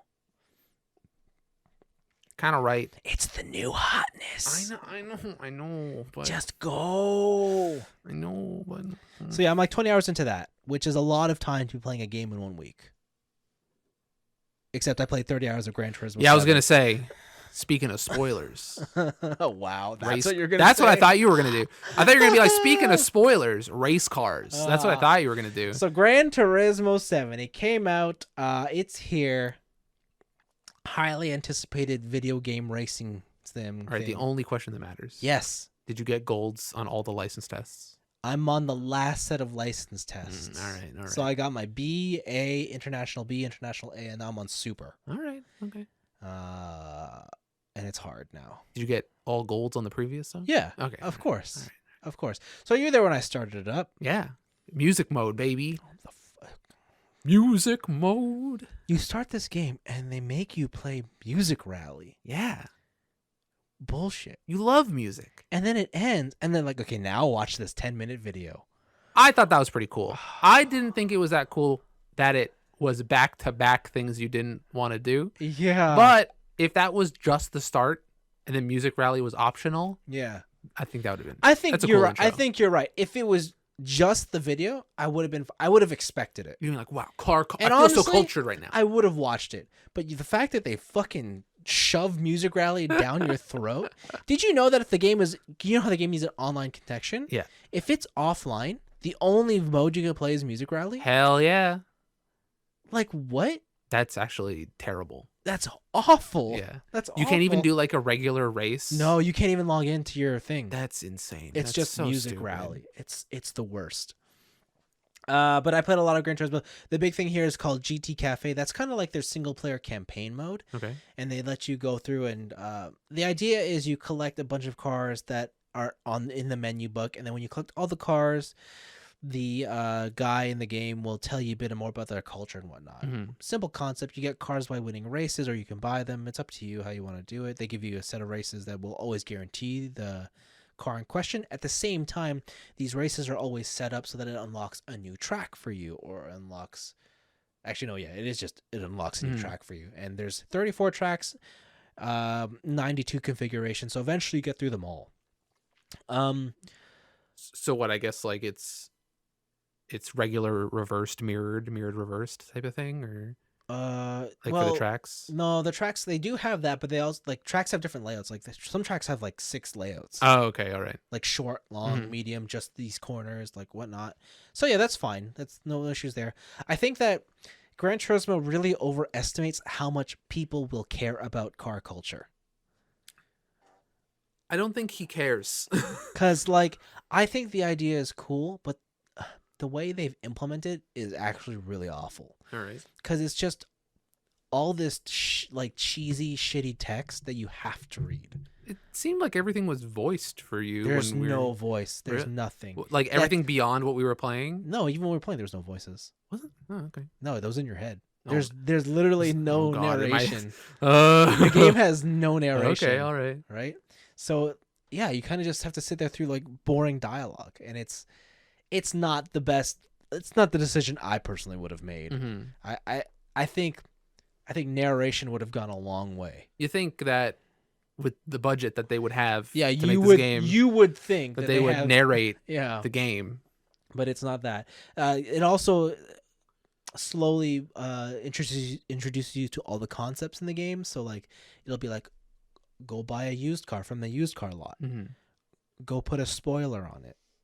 Fit a wide body. Right? Okay. Go over here to mission mode. Go here and do a track guide. Okay. Like, and so it slowly starts to open up the whole world to you. So by the time you finish GT Cafe, and there's about 50 menu books that you have to get through, then you unlock everything in the game that there is to do. And that's where I'm at. I finished that cafe. It took me about 18 hours to finish the menu books. Oh, that's it. Okay. So, like, you're done that. Well, I guess that's it. It's a long time to do all that. But And then after that, I was like, okay, so now let me do, I guess, the real single player, which is, Gran Turismo. It's like, how they used to set up? They're like A events, B events, C events, and there'd be like Sunday Cup. Yep. Yeah. whatever. 24-hour race Yeah, or yeah, yeah, whatever, yeah, like yeah. endurance. Here's the Le Mans. Yeah, here's, yeah. None of that's in the game. Wow. What? So when you finish GT Cafe, I don't want to say you're done because there's things to do, Mm-hmm. but you really are like, wait, now what? Because You're off to explore the town to your heart's content. So then what you do is you go to world circuits and you pick a circuit, Mm-hmm. and inside each of the circuits, there's like an additional race you can do. Okay. And then there's like the circuit master guide. So like you learn, that's where you can do like, how can you learn the circuits and get golds Mm-hmm. based on the times you complete. And that's cool, but it's not exactly what I was hoping for. Does it feel like it's less urgent because it's not a part of that menu system? Because it still sounds like you're doing the same thing that you would have done in the menus anyways. You are. But that said, there still are no endurance events. There are no. Interesting. There's cars you can buy in the game that have no events to use them for. Oh, like you just have them. Like, you know that Super Formula car I bought? Yeah. There is no event that uses that. Can you take it on any tracks? You can, and just like, I guess, hot lap it. What about online? There's no like in open multiplayer. Yeah, you could use it. I'm sorry, open multiplayer? Yeah, like just a regular multiplayer lobby. Is it a race or is it just like everyone's? It's a custom. It's like a custom. Okay, all right. Lobby. Like you can buy all these Le Mans cars. There is no event to use them in. Right? Like there's all these different cars they've included that you would expect there to be a place to use them in Gran Turismo that just don't exist. Interesting. And you said there's no B spec. There's no car manager. There's no B spec. So if you just want to leave your game running to see pretty cars on the screen, it's not there. Yeah. So it was a bit on the content side. I think it's a bit lacking. I said there's 34 tracks, but there's some notable admissions. Like, I don't know. I guess in Japan they have all the big ones. Hell yeah. Right? Because it's a Japanese game. But they're still missing things like Twin Ring Motegi. They don't have Twin Ring? Which I feel like is a Gran Turismo staple. Yeah, I feel like you have to have Twin Ring. Right? You go to Europe and stuff, and it's like, yeah, there's some tracks here I like, but you don't have Silverstone, like the main British track. Oh, the British one. Yeah. Like, they have the Nürburgring. Of course, yeah, they have the Nürburgring, but I'm like, you don't have Imola? You don't have, like, there's a lot of now things you're missing. gone. You've lost me. I don't yeah, know. Like you go to America, it's like you don't have Watkins Glen. Like there's just many like. Do they have the Daytona 500? They do. They have the Daytona 500. Nice. Infield and outfield, but yeah, there's a lot of, I want to say, staple tracks that should be in this game that just don't exist. Okay. And the same thing goes for the car list. Like there's nothing newer. Well, there are cars newer than 2017, but you're not gonna like find them easily. Because of all like how the lists rotate and the used cars. Yeah, and so a lot of them are actually won via certain events that you don't know. But like, it's like, oh, I want to drive a Tesla. What's the newest Tesla I can buy? 2012 original Tesla Model S, and it's because it's historic to the car culture. It's weird how it's a groundbreaking car. Like the game has 400 cars advertised. Truthfully, it's less than that because. I thought they got rid of the doubles. They didn't. So what? They'll have like an M3 and then like an M3 Touring or something, or yeah, or like there's like BRZ limited edition. Oh, BRZ right. Like yeah. I have yet to run across Skyline GTR Special Midnight Purple. But, dude, you know that's DLC, baby. That's premium. Yeah. So I think that like there's a lot of things in the game that I'm a bit disappointed by that they're just missing. Like, because I was looking forward to a lot of endurance racing, but remains to be seen. The other thing I don't like is that Gran Turismo, I don't know why, every event is a rolling event start, and I hate that. Why? Because you're not racing anybody. But you don't just like play rolling start in your head while you're going? Damn. No. Because you're missing out on fun. That's half the fun. No, because I'll tell you why. Because yesterday when I turned it on, you're like, "Oh, Vince, are you driving that overpowered car?" Yeah. It's like, yeah, because you need to. Because you'll never win the event. Because it's a rolling start. Because it's a rolling start, and the guy in first is already halfway into the lap. True. Right, okay. and so the whole point is you have to catch him and pass him, and if we all had equal machinery, I would never catch him, or you would never catch him. Let's be a better driver, baby. No, it's not, it's not like Right? that. How do you think NASCAR does it? Rolling start, last to first. Yeah, but do you know what a real rolling start looks like? No. When they line up 2 by 2 beside each other, Yeah. like squished like a pack, Mhm. not Gran Turismo style. Where it's all like separated out. Like Yeah, a you're grid, like a zigzag. 100 meters apart in Gran Yeah. Turismo. It makes no sense, and I hate it because basically it's turned into opponents are now moving pylons because the AI is not. They're not racing you. They're just the shitty Gran Turismo AI that they've always been. All that being said, they have changed the driving physics, And it has never been more sim than Gran Turismo's ever been before. nice. They've done things to it that just feel great. They're finally a real driving simulator. I would say the Gran Turismo is now a sim, but it's like baby's first sim. Okay. Like, I think they have all the physics nailed. Like, they have everything correct. It's just they don't add in the extra environmental details that separate the small sims from the big sims. Like, Okay. for example, in iRacing, they laser scan the courses, and so that the surface of the road, you could feel changes in the road all the time. And by that I mean, like, say there's a corner and I know that the racing line it goes like this or something, Mhm.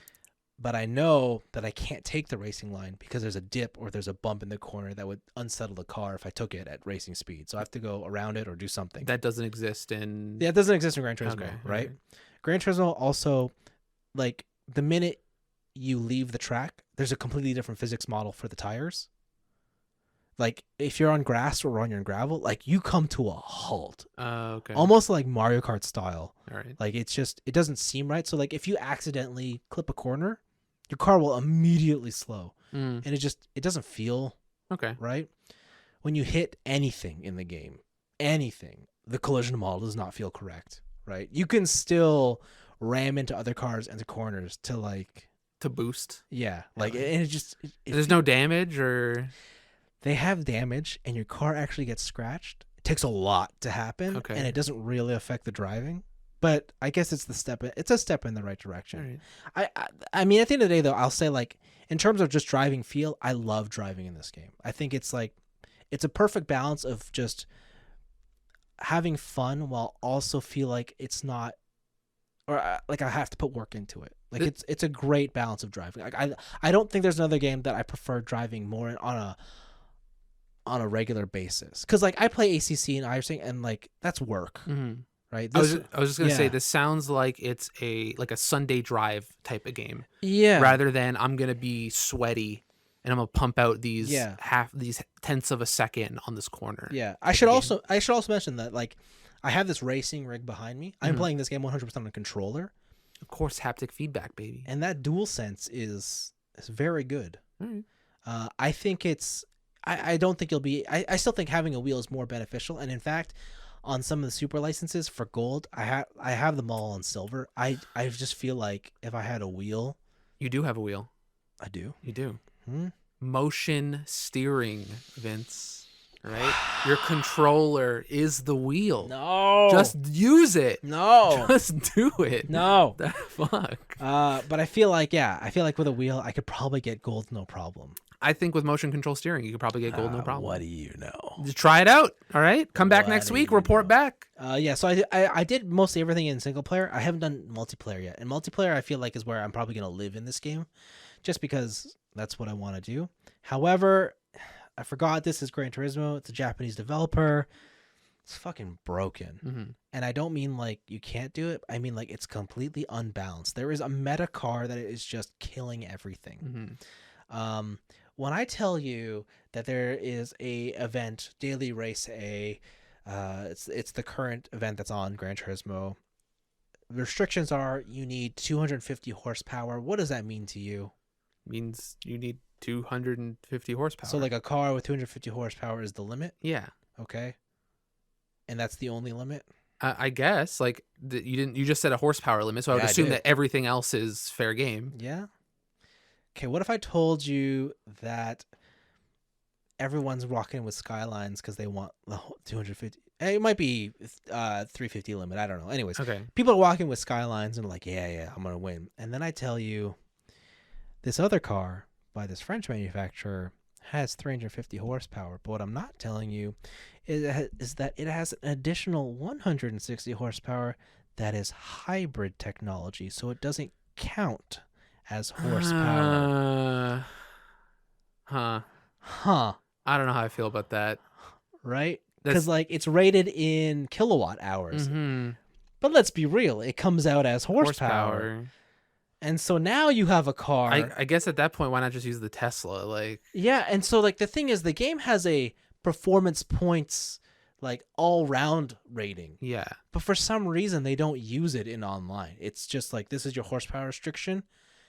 that's a very Japanese thing to do. And yeah, and it's like, come on, please fix this. Cause like right now it's just no fun to like be competing with.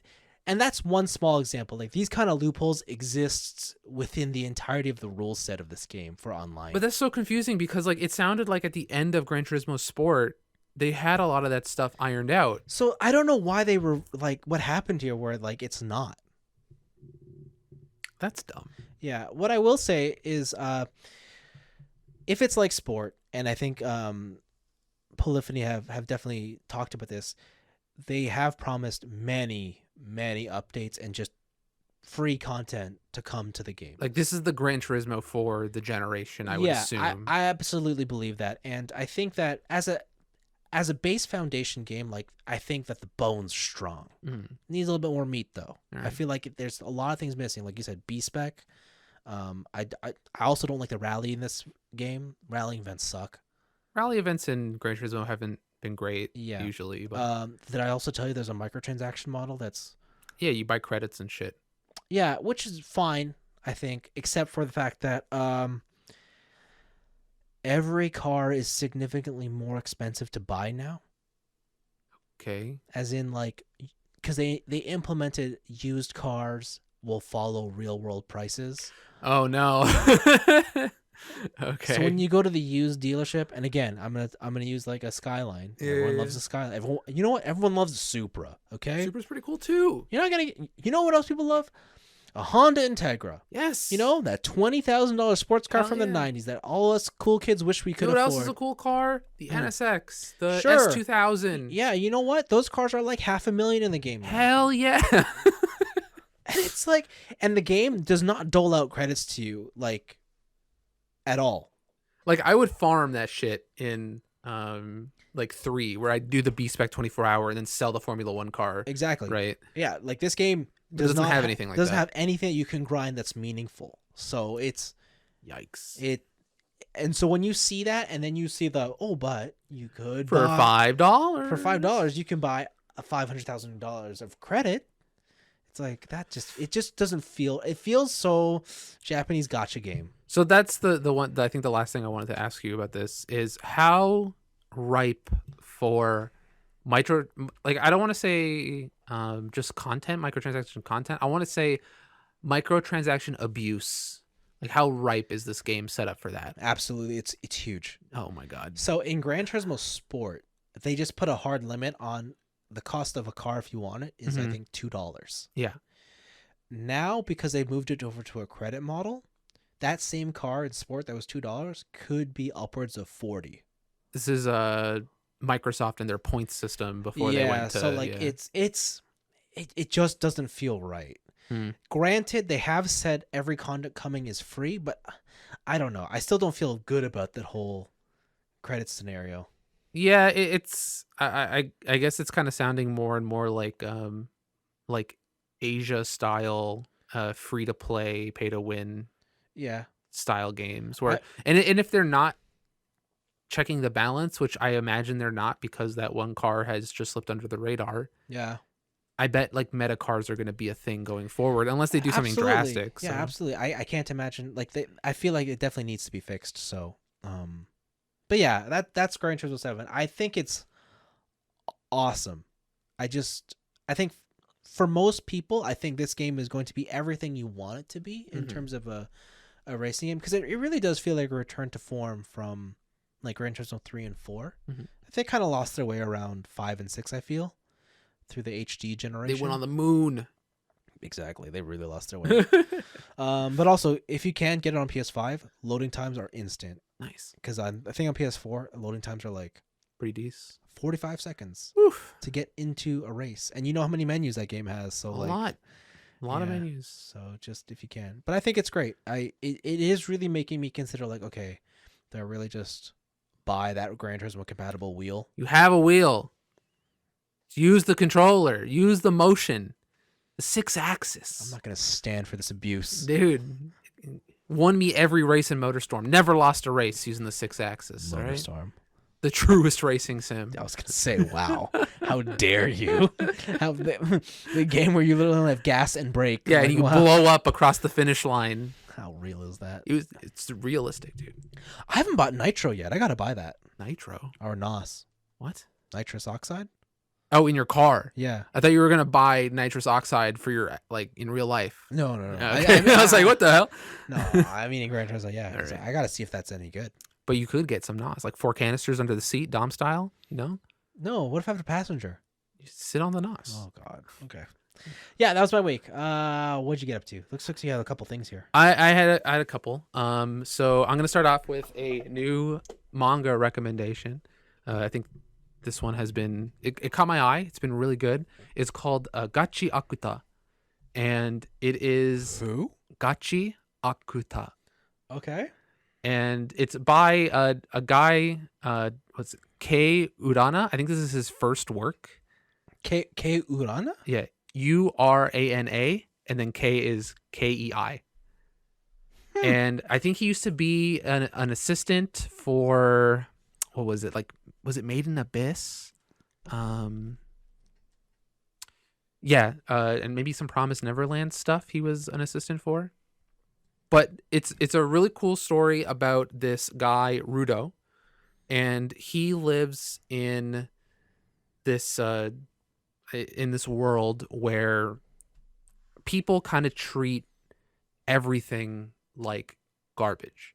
If it doesn't net you immediate value, or if that value ever diminishes, Yeah. you are thrown out. And that doesn't just apply to things, it also applies to people. So Oh, boy. there's 2 standards of living. There's like the rich, cool people where we're like, we got all the nice, cool stuff, and whenever like something breaks, we never fix it. We just throw it in the garbage, and it goes to the poor town. That's the life. Hell yeah! And so all the poor people get all the garbage, and they're all miserable. And basically, if you like commit a crime, you get sent to the poor town. If you commit a crime in the rich town, you get sent to the poor town. Like, if you do anything to lessen the value of yourself or the things around you, you are considered garbage. Wow. Yeah, and you get thrown into the poor people town. I could live there. But there, Rudo, he is kind of, I guess like a legend, maybe. He is like a garbage vandal, where he'll go into the garbage piles of the rich town and steal their garbage because he believes that everything can be reused. Like the way he was raised, like unfortunately his parents used to be murderers, and because of their crimes he was sent to the poor town.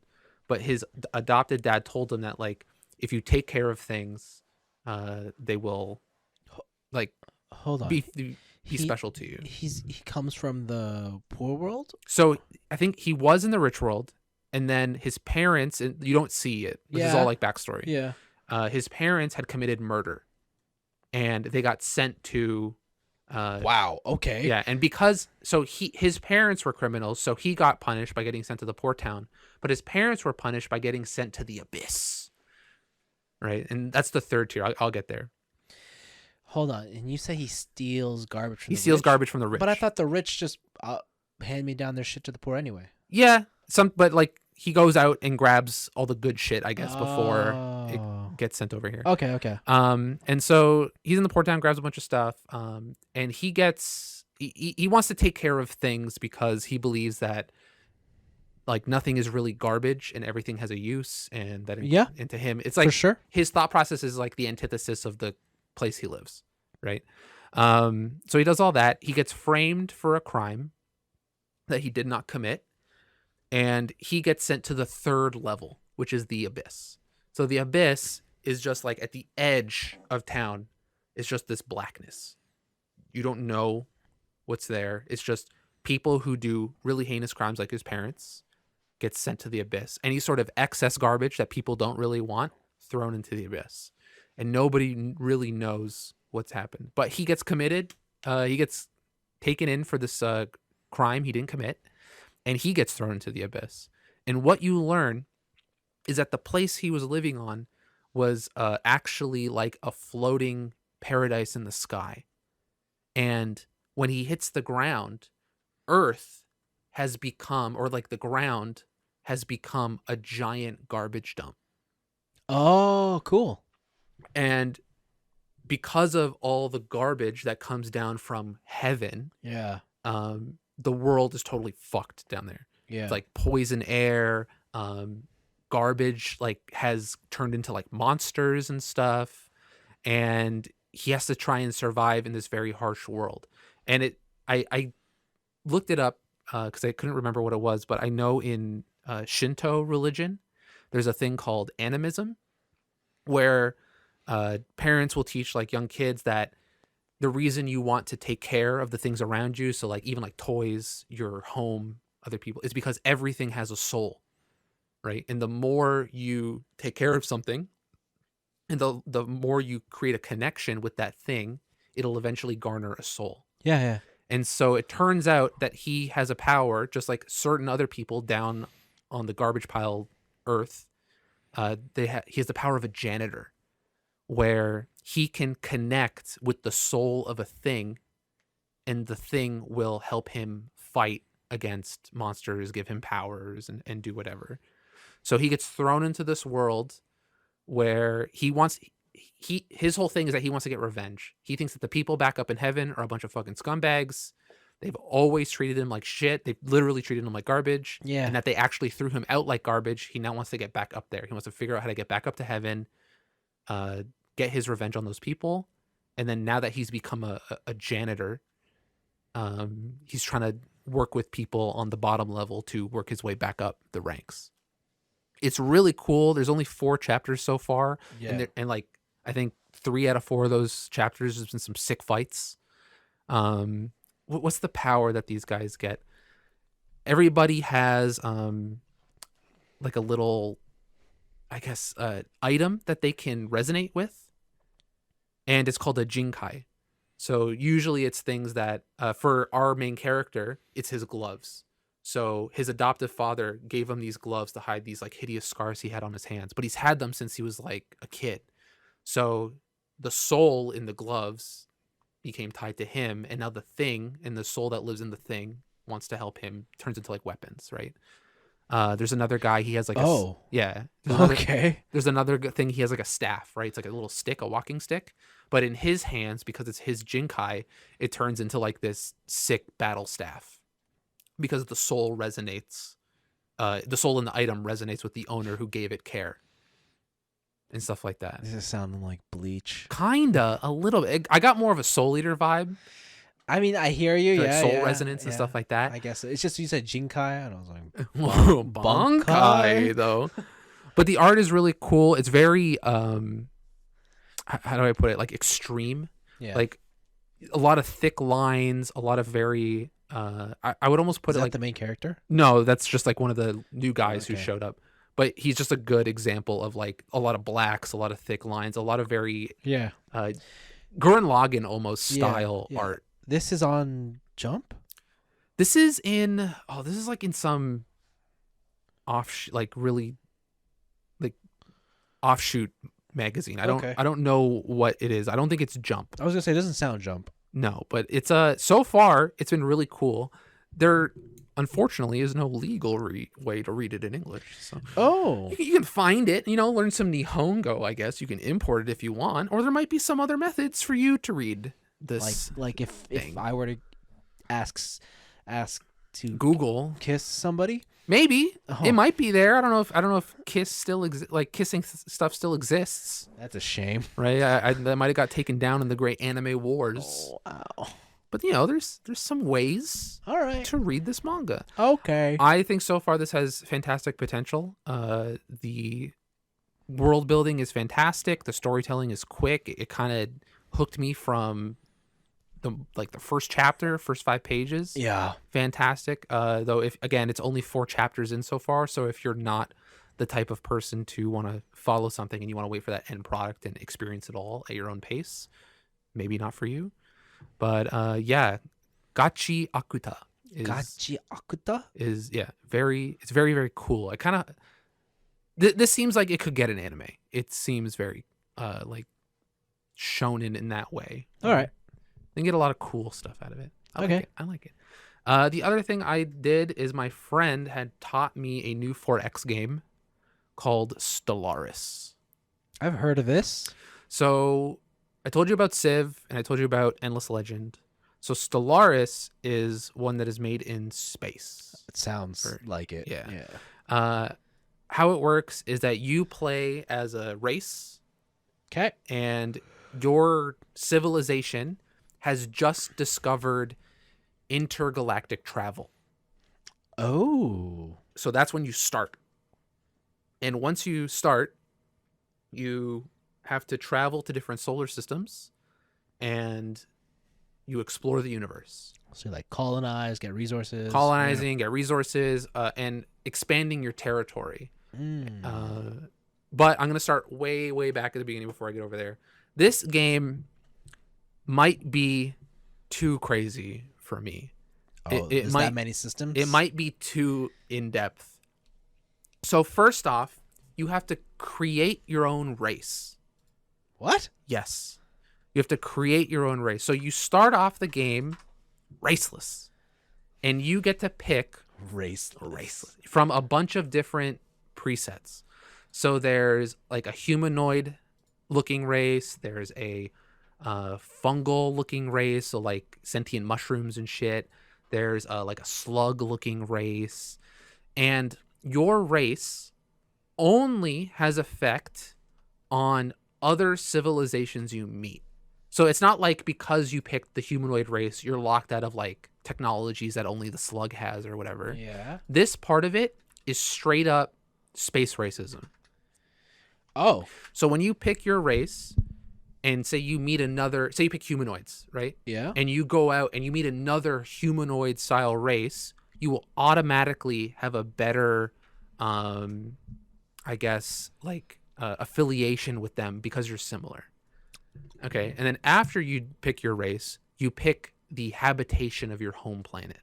So there's a lava 3 tile sets, there's forest 3 tile sets, and there's like ice 3 tile sets. And those determine what worlds you can colonize without terraforming it as you explore other galaxies. Okay. And as long as you're within that 3 tile set, you're good. But if you get the one that like matches the one you started with, it's perfect, right? Like you found another Earth. You found Earth 2, basically. Yeah.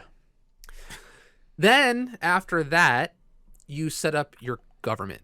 What the fuck? You have to set up your government? You have to set up your government. You have to set up how your world runs. Are you a militaristic government? Are you a hostile species? Are you a xenophobic species, or do you accept new life forms? Are you science-faring or war-faring? Okay. Are you a democracy? Are you an oligarchy? Are you a empire, king system? And you set up all that. And you have to do all of that before you even start the game. Yeah. Then once you start the game, there's even more. So every ship you make, you can customize. And then you have to get fleets of ships to go out and destroy stuff, or science vessels for you to explore different areas. Each of those science vessels needs a scientist to be in that vessel for you to actually do anything.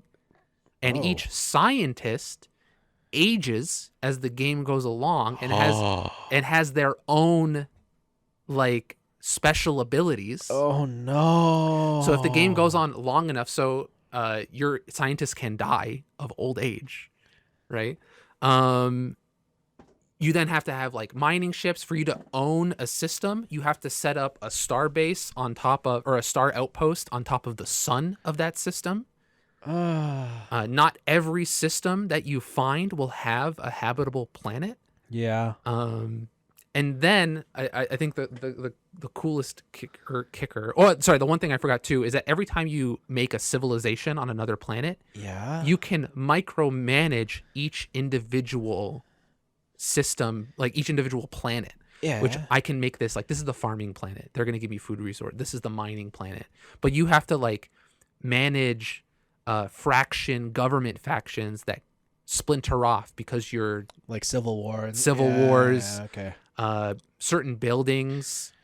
Once you get certain technology, you can clear forests because they're blocking you from building more stuff or build stuff underwater. And then I think one of the coolest things is that usually in these 4X games, everybody on the map starts at the same time, right? Yep. Not in Stellaris. If you play multiplayer, all you and all your friends will start at the same time, right? Okay. But there are AIs that you can find going around Stellaris that have either they're a primitive nation, so it's like, oh, you found a civilization on this habitable planet that you have, but it's already inhabited by a thinking life form, but they're in like the Stone Age. So you can choose to abduct them. You can observe them from afar, Star Trek style, like no interference. You can clone yourself as one of them and infiltrate their society to get more information. Or you can meet other races who are also spacefaring, but they are way, way, way, way, way, way advanced than you. Huh. And so I got one, I found one like bird species that was hanging. I was like, oh, you guys figured out space travel? That's sick. We thought you were going to take another couple of millennia. Like, good for you. Hell yeah. Also, we find your people very interesting. So can you sacrifice some of your population so we can keep them in our galactic zoo of races? What? And the thing is like, you can say no and they'll be kind of mad at you. But if you fuck them up, if you keep saying no and being mean to them, they're so far advanced that they can wipe out your race on a whim, right? And theoretically, it'd be like how real space travel would be. Like if the Star Trek thing is real, or the Mass Effect relays, right? Like we discovered light speed travel and then a bunch of aliens were like, sick, welcome to the club. Right? It's kind of like that. And these systems keep piling on top of each other, and I think it sounds like a lot to manage. It's a lot. Also, it is compounded by the fact that the game does not have turns. The game is always moving a month at a time. So, when you're playing with friends, it is always moving unless someone pauses it, and then it pauses for everyone. But like, if I quit, we keep going. Oh my god, that's that doesn't sound right. And so how the quote unquote turns work are by months. So when you research a tech, it might say, okay, this tech takes 80 months. And in in-game time, depending on your speed, that might be 160 seconds real time, like you at the computer. Well, okay. But in the game, every tick is a month. And it is always moving forward unless you manually pause it, and everything in the world pauses. Right. So it is not only learning all of those systems, but to eventually play efficiently, it is about learning all of those systems to a level to where you can do them on the fly. So, like, do you need like 50 macros for this, or you can? You definitely can. This doesn't sound fun. kind of is because it's like space travel. And they add in a lot of things that make it more of a game rather than a resource manager. Okay. So they have like, you'll find like rogue species. Like I found is like, hey, you went to this system and there is just this like sentient ball of light that attacks anybody who gets near to the sun. Yeah. Eventually you'll figure that out, but you'll get like a quest that says like, figure out what this sentient ball of light is. Okay. Right. Or you'll find like time warps, or you'll find wormholes that connect to other places in the galaxy, and you kind of get that whole like space exploration fun rather than only having a resource management sim. It's pretty fun. I put in maybe like 5 hours and that was just to learn the control, like all the controls and stuff, and I still don't think I have it all down pat. But wow, so far it's good, but I think it might be too much for me. it sounds like a lot. It is. It's a lot. It's a lot. I don't think it's something that. Nope. I like space travel. Man, that sounds like too much to worry about. Dude, don't you want to make your own space race? No. Dude. I want to be the one guy at the spear who's fighting shit.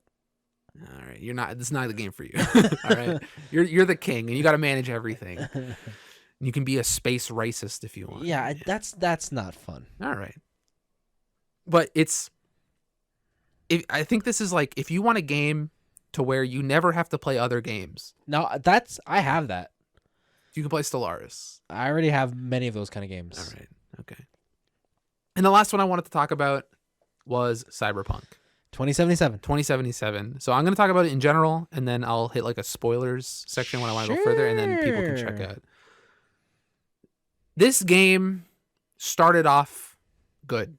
Yeah. I was like, wow, this game is great. Going around, I'm not having any crashes, not doing anything. Like, the whole setup with V is cool. The whole Jackie sub story is kind of shitty, but like whatever. Like, it's just like a little emotional pull. Like, who cares? Yes. But the game, I'm really enjoying it, and I can say that because I've put in like 46 hours this week into this game. Yeah. I really like the world.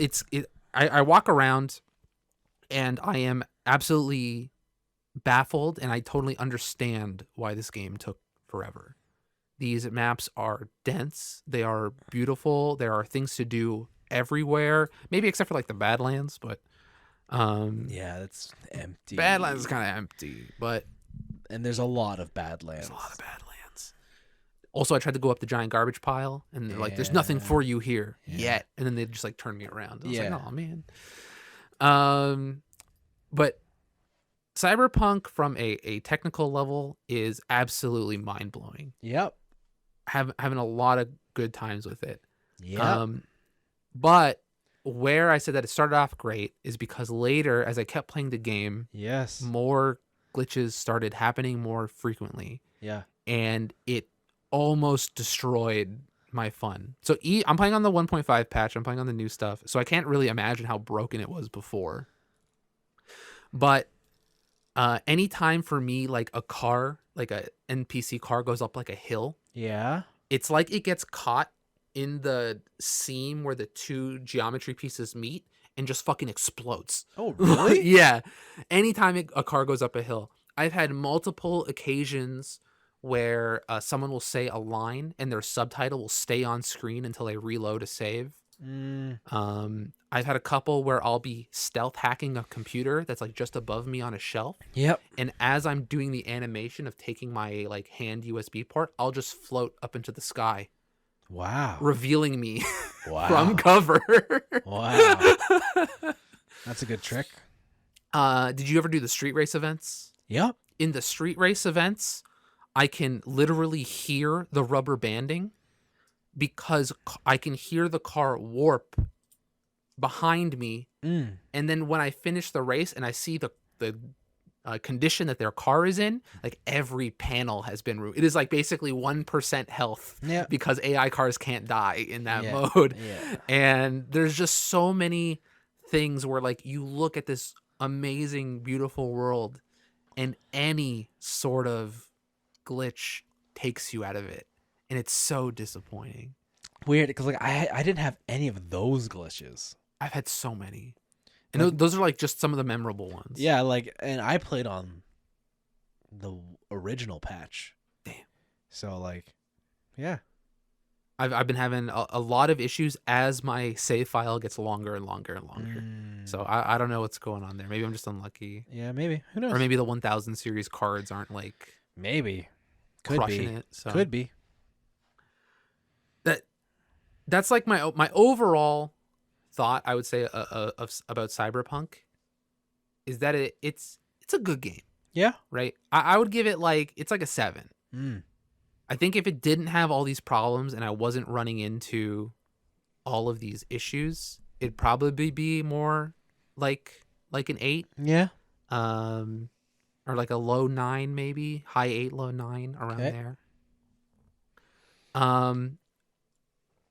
But this is where I kind of want to get into more spoilers. Sure. So if you're listening and you don't want to be spoiled on the main story about Cyberpunk, we're done. Yeah. See you later. Peace out. It's the end of the podcast. No, don't do that. Oh, is it not the end of the podcast? No. Okay. Did someone write in? Yeah. All right. Okay. I'll put a timestamp. In the YouTube one, there'll be like the chapters, but okay. Yeah. For sure. The main story of Cyberpunk is the least interesting storyline in Cyberpunk. The Johnny Silverhand Johnny story? Silverhand storyline. Yeah. Johnny Silverhand sucks as a character. Kind. He is rock and roll. What's up, samurai? Wake up, samurai. To the bone. Yeah. But he's like the image that you think of rock and roll. Yes. Right? He totally is.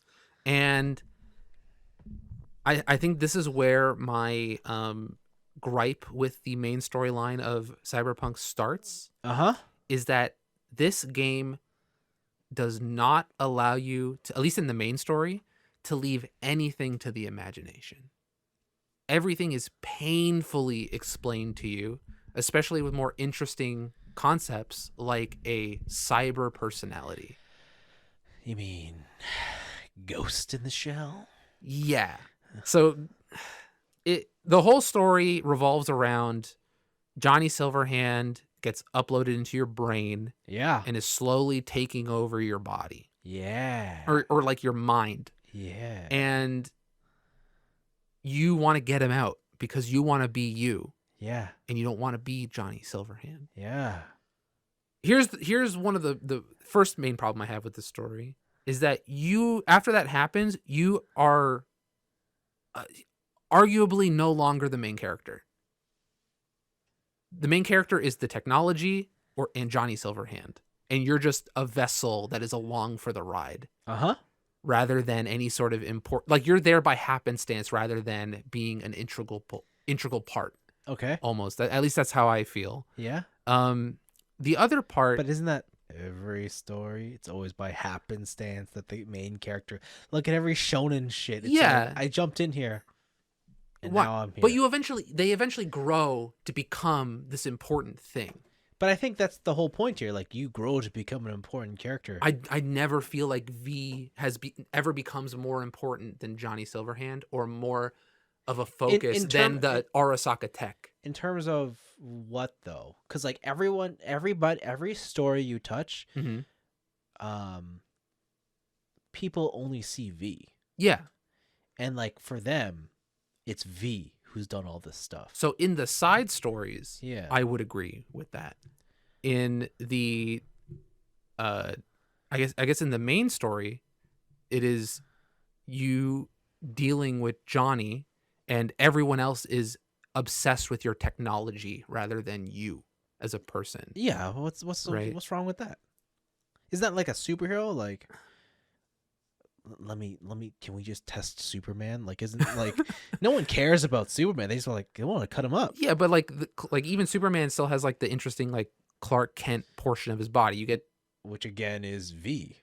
I don't know if I just don't feel like it's as strong as like the Clark Kent story. Or I feel like a lot of the side story stuff does do a lot to do that. Yeah, but I'm saying like that's where I'm saying that the side stories are way more interesting. Because you do learn about that. Like if I were to just mainline the main story in this game, I would know next to nothing about V other than he doesn't want to be Johnny Silverhand. Well, yeah, I mean, but to be fair, V is nobody, Mhm. right? Like V has never been a person or like a significant person. Yeah. Right. So I feel like the story probably works even better that way if you don't do any side stories. I just Because you're basically an empty shell. You are the Mhm. player. The You- player's you- always been empty. yeah, you definitely are. But even by the end of the game, I don't feel like V ever becomes, I don't know, like something of his own, because the whole thing is like you and was it Johnny? Yeah. You and Johnny were going to become the biggest guys in Night City. You're going to make a name for yourself. You're going to do all this stuff, and it kind of never happens.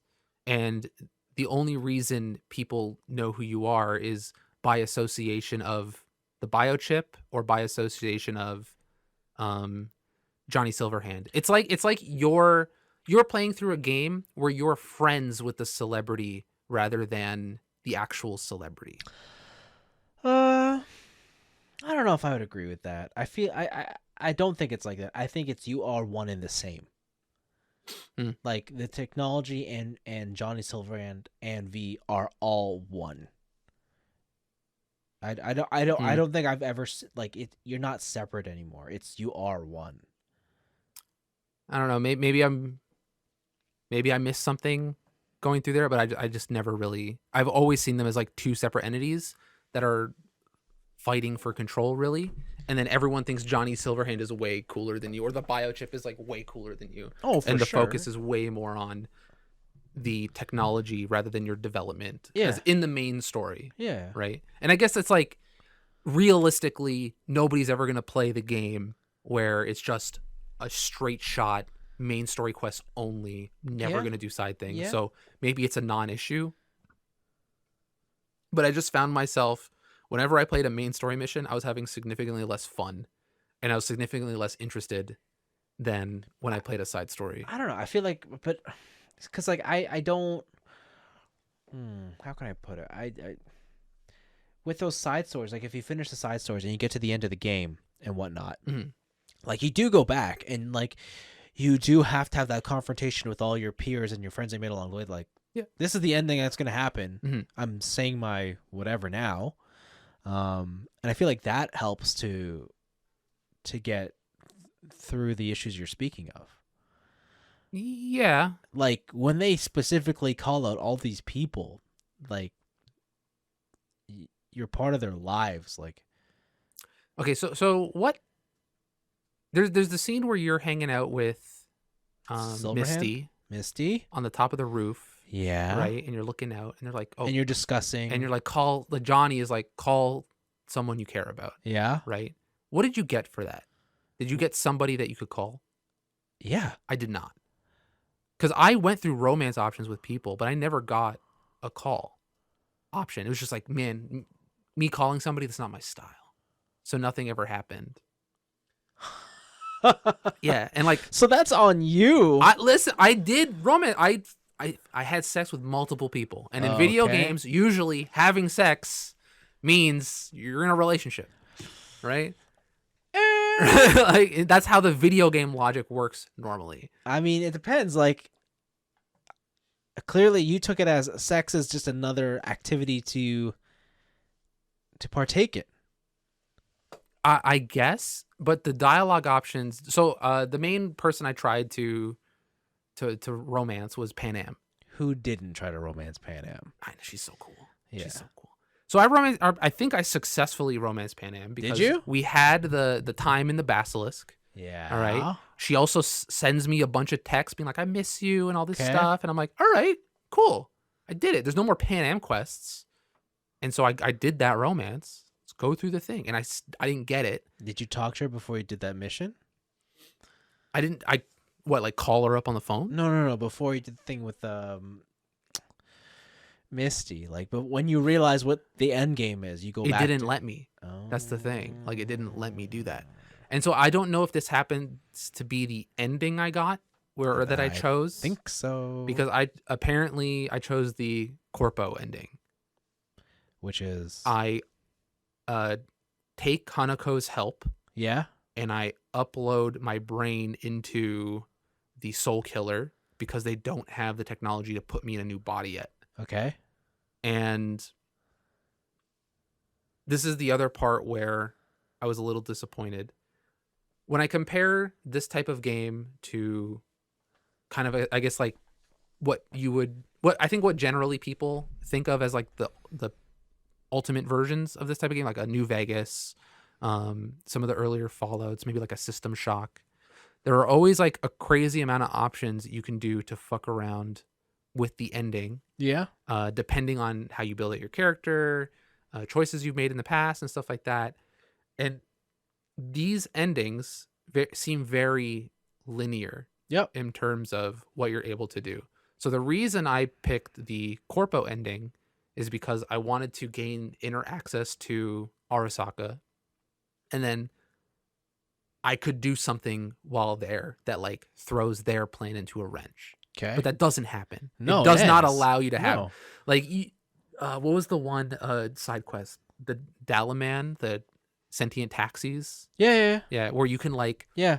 merge all the consciousness if Yep. you have enough thing, you can delete it or you can blow up the core. Yeah. I thought that would have been an option where, because like when I saw like the whole thing of, oh, the old Arasaka uploaded his memory to whatever, Yeah. I was like, okay, I saw that coming from a mile away. But also, what if I just blow up old Arasaka? Hell yeah. Okay. But they never give you that option. They never allow you to do that. And the linearness of the main story is also very, I guess, disappointing when I compare it to other games of this style that I like a lot. Yeah, I guess I understand what you're saying, but like the things like I've never found myself attached to any of the stories of the games you're speaking, like Fallout. Couldn't give a damn. You about know, like the that. Courier? Like any of the Elder Scrolls, couldn't give a damn. Damn. Right? All right. But like when it comes to this and The Witcher, I'm way more invested. Because again, maybe I'm just not used to like CDR games, because like I played The Witcher 1 for a couple hours, and then I didn't touch any other Witcher games. So maybe I was expecting something that this studio doesn't do. Like at the end of the day, they get like there's a main character, like they have a built character, right? That's gonna serve. Like in Fallout, it's literally just anything you want. Yeah. Right. This is not that. So that's like, I guess the separation I'm feeling, where when you tell me that V is the empty shell and he is anything you want to be, but then when you do the story and it's like you have a set character and you can't deviate, that's where I get the confusion. No, I don't mean like V is an empty shell in that you can literally create anything. I mean like V doesn't have a backstory to lean on. Like V doesn't have any accolades to their, like they're a nobody, right? And the whole purpose of this game is they become a somebody. Yeah, I guess maybe I just never felt that they got out of either A, they got out of Johnny Silverhand's shadow, or B, I took the ending that made it seem like that and now I'm disappointed. Like it's not that he never gets out of the shadow. It's again, Johnny and V are a team. Like they do it together, right?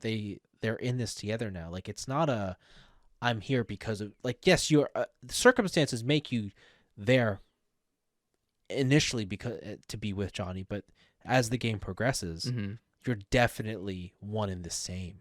Okay. Right? It's like I guess I would look at it the same way. Again, like how a superhero has like Clark Kent and Superman, like they're one. Bruce Wayne and Batman. Yeah, they're one and the same. Okay. Yeah. Maybe it just wasn't as effective for me. But also, I picked the ending that's like you accept that you're gone. Oh, okay. And you just go out in a blaze. Yeah. Okay. And Johnny takes over. Oh, you took that one. Okay, Yeah. all right. So maybe there would be another ending, because you can replay that final mission and you can do whatever you want. Yeah. Maybe there's like another ending to where like that'll be more clear to me. Yeah. So you in your ending, did you like get on a bus? Is that how it worked? No. So I went to Hanako's. I went to the bar. No. I mean, like, I said, I'll take your help. Yeah. And then the brother kidnaps Hanako. Oh, yeah. I didn't do any of that. You go to like a mansion, free her, and then she takes you to the Arasaka Tower. No. Where you take an elevator and you learn that old man Arasaka has uploaded his memory to the Soul Killer, and then I don't know. Are you gonna play the other endings? Do you care? No.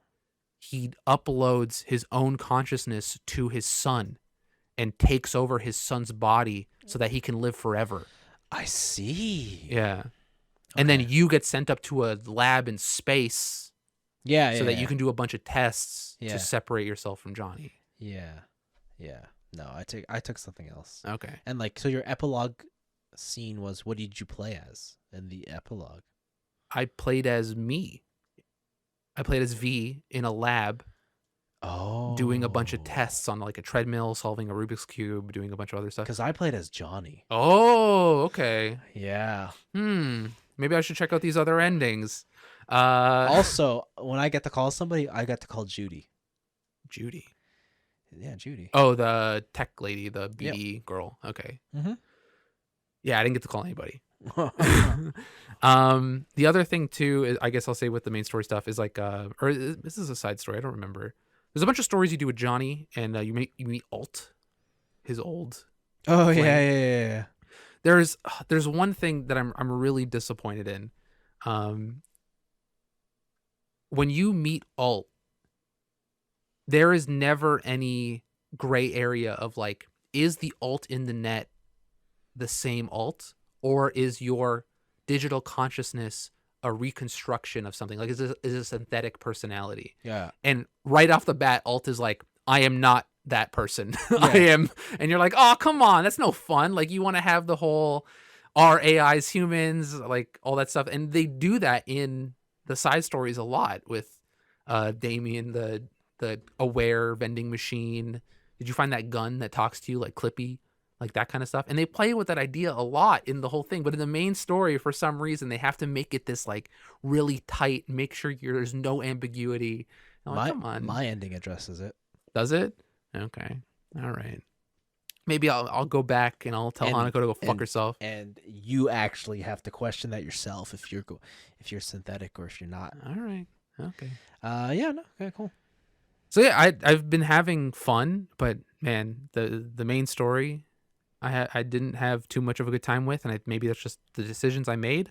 Maybe that's effective. Maybe that's successful on their part. Because I mean, like, when you play these games, do you play them like a game? Like you're hitting a checkbox. You're like, oh, I need to do this. I want to do this because it'll lead me to this. Not normally. Or do you pick the choices? You're like, you feel like that resonates with the story you want to see happen, or are you picking them because you're like, that seems like a cool thing that would be cool to happen? I'm usually picking them because I think of the ending I want.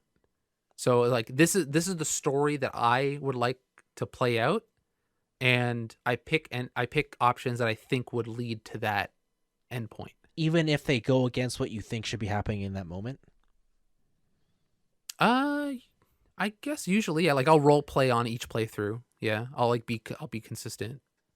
Why don't you just play in the moment? Because if you do it that way you're talking about, you never get connected with the story. Because now you're just aiming towards, again. Oh, but the thing, I'm not saying that it's like, at my first playthrough, it's like, I have an idea of how I want to play it. Yeah. And I pick each moment to my own end. No, but you have a directive, right? Mm-hmm. But even if that directive goes against one of the decisions there. Yeah, because you got to be consistent in your life, I guess. Like, but no one's like that in their life. I try to be. No, but you're not. All right, and now I have the fantasy and where I can be consistent. I'm just saying. I feel like if it's because like, I don't know. I just think that like if that's how you're gonna play, because you're playing the game like you're playing a game, right? In that like there are like there are boxes I want to tick and there's things I want to do to get there. As opposed to play like just get invested in the story. Do things that you want, that you feel like are right in that moment. Not necessarily the ones that are going to lead you down a path to let you sleep with this girl. Like, yeah, and there are times where I did that, where like I almost threw away the Pan Am relationship because like I didn't agree with her because I did agree with Saul in that situation. Yeah. So it's not like I don't think I am playing it like it's a checkbox. Well, because you're like, you're like, yo, Arasaka seems cool. Like, did you think that V's story was always going to lead to that way? I thought that V's story, if I went into Arasaka, Like, I didn't think Johnny would just disappear for that whole section. I mean, he tells you though. He's like, I'm not going down with this. But that, in my mind, I guess it was the perfect way to get into Arasaka, and then. But you have a conversation. He's like, I do not approve of this just message. In the way other games play, again, like System Shock, like there's always something to where you can just, I'll play coy here, and then you'll flip it and do that kind of stuff. Because if anything, this game has never been more direct in terms of like what you want to do. And I think I hate that. like I think I like the ambiguity of other stuff. Yeah. Yeah. And even the stuff of like, okay, you beat the game, but we loaded you back, but just before the final mission. And like, I kind of hate that too. Okay. Just like, it doesn't make my decision feel very final. Because you wanted to just complete the game and be over? No, but when you complete a main storyline in a Fallout, in a System, or I guess maybe not System Shock, but in a Fallout or an Oblivion, you can keep going around the world and you keep doing it. It's just that storyline is now over, even though it's this is the same. What are you talking about? No, but you can still access it. Reverts you back in time. Oh, I see what you're saying. Yeah, it reverts you back in time too. Yeah, but that's the end of the story. Like that's it. Yeah, that's chapter closed. I guess being able, even having the option of going back in there, dude, I don't like. Just commit. Commit to your choices. I did. All right, I did, and I didn't like it. I didn't like what happened. Sounds like you're bitter because you didn't like the choices you made. Listen, I didn't think that the choices I made lined up with the ending I got. All right? But they were very obvious. Like, I'll give you an example. I know you like the little bit of ambiguity. Yeah. I hate that. Oh, okay. Just because it's like, the example I always come back to is, what was that the detective 50s game that Rockstar made? L.A. Noire? Yeah, and you see the text box choices, and you pick one, and he fucking yells. You're like, I didn't mean that. Like, I hate that kind of, that, because I know what I want to say in the moment, but I didn't realize it would come out in the exact opposite manner that I was thinking. Yeah. And, like, that's not what I want in a game that offers you choices. Like, if you're going to offer me a choice, make them clear and obvious. Like, do not subvert my own expectations on the choice I'm trying to make. Yeah, I guess I just wish it wasn't so direct, rigid. I mean, like that's, but it, like what in Fallout. So for my example, in Fallout New Vegas, if I go and I meet, I forget what his name is, but he's the guy that runs New Vegas. You can follow him to a T. You can go do all his missions for him, gain his trust, do all this stuff, and at the last second, fucking unplug them, upload your own shit to New Vegas. You can run, like, you can just immediately betray him and use that trust you garnered to trick him. Yeah. And this game doesn't allow for that type of, I guess, malleability with the storyline. For sure, yeah. And I think, like, that's what I was expecting, and it's not what I got. I mean, you did it, though. You got Johnny's trust through the whole game, and at the end, you just fucked him over. I don't feel that, like, those storylines, I could have done anything to where I didn't gain his trust, in, like, especially the side stories. So you're saying you would love it if you couldn't gain his trust? That would be cool. Okay. Right? Okay. And he, like, tried to aggressively take you over, and, like, like you could just, like, there was a whole subline of just, like, I literally hate this person. In me, and he hates me. Or there could be another bunch of decisions where it's like, I love you, bro. Like, you're a bro. Hell yeah. Yeah, I get it. Yeah, for sure. I guess I take your complaints, but I feel like they have a story here they want to tell. Yeah. Right? Yeah. And to me, it was a lot more rigid than I expected. And I guess when I thought of open world game, dialogue trees, all this stuff, I put my brain in a mindset of my favorite versions of those. Yeah. And then it didn't come out how I liked it. Yeah. But also, this is really the first CD Projekt Red game I've played to completion, so that's probably on me. Yeah. But I did have a good, like, again, it's like a 7. I did have a great time with the rest of the game. Yeah. Right? Like, this is just the one, even though it's the main storyline, it's still a very small part of the overall game. Yeah. So, okay. I'm having a lot of fun just doing, I did a full strength and technical ability skill build. So I got 20 strength. I got like 18 tech, so I can craft a bunch of stuff. I'm just running around with shotguns and like 700 health and like 1,000 armor, just blasting fools. All my shotguns just one hit kill now. It's Oh, yeah? kind of nuts. I think I got like a. Did you get Johnny's pistol? I did, but I didn't spec into pistol, so I don't use it. Oh, damn. It's cool. I've used it a couple times. That reload. It's so sick. Or even the shot, like you see the explosion in the chamber and shit. Like Yep. that's a cool gun. Yep. But I found a legendary double barrel, Oh. and it just boom, like 2,000 DPS stat on that shit.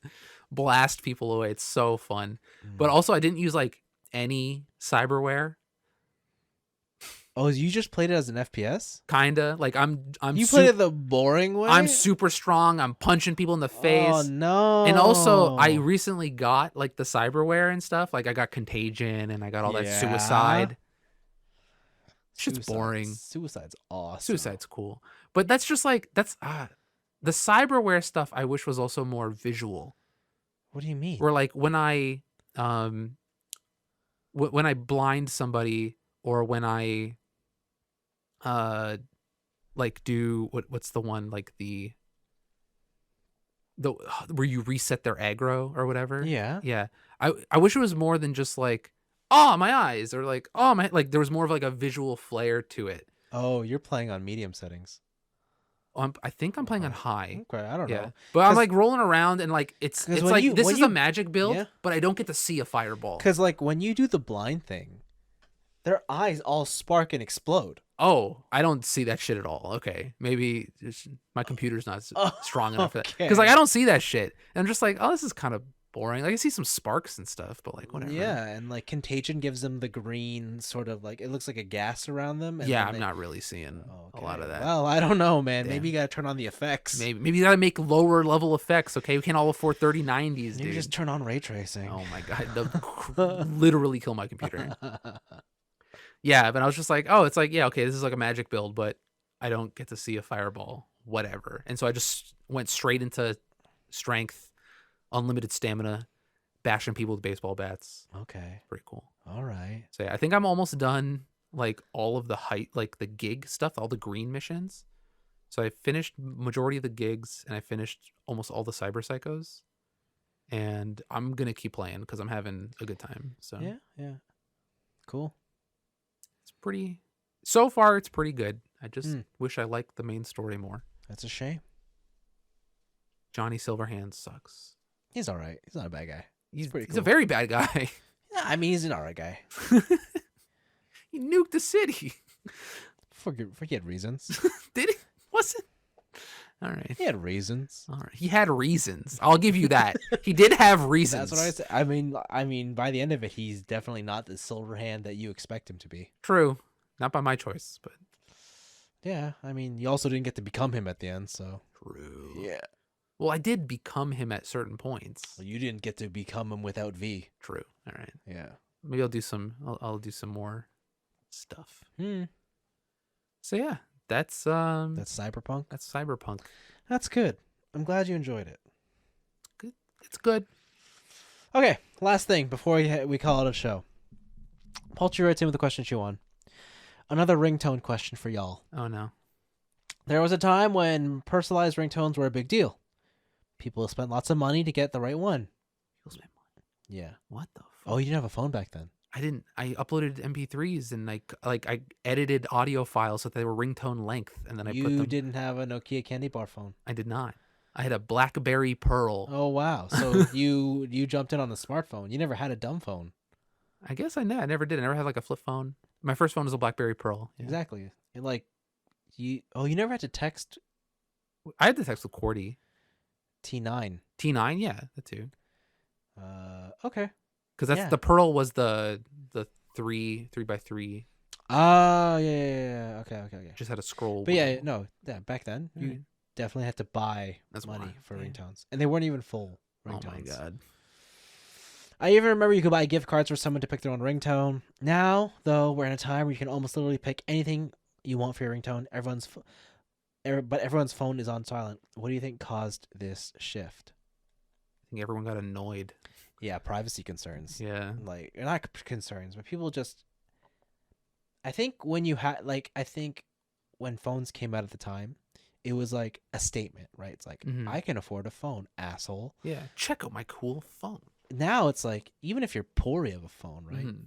Like, Having a phone is kind of mandatory. kinda. And so, and having a ringtone, and like, I think it's weird because people have no problem sharing like Instagram and social stuff, Mm-hmm.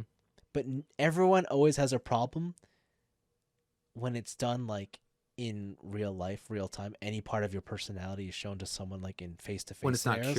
curated. Yeah. Yeah. And I don't think people, yeah, people are just far more private now in person nowadays. Like online, you could be as generous as you want with sharing your personality. But I think, yeah, definitely in person for sure. Okay, that was gonna say like that was my like conspiracy theory, but Yeah. that's exactly what I think. I think back in the day when phones weren't really attached to your hip, so to say, Yeah. you wanted to show off all the cool things you did, and that also happened at like the beginning of social media, where everyone shared everything on Facebook, maybe a little bit too much. Like I've Yeah. recently been going back and deleting old Instagram photos, and I'll get like memories on Facebook, and I'll look at like what me 12 years ago was saying, and I'm like, I'm Yeah. a fucking idiot, Yeah. right?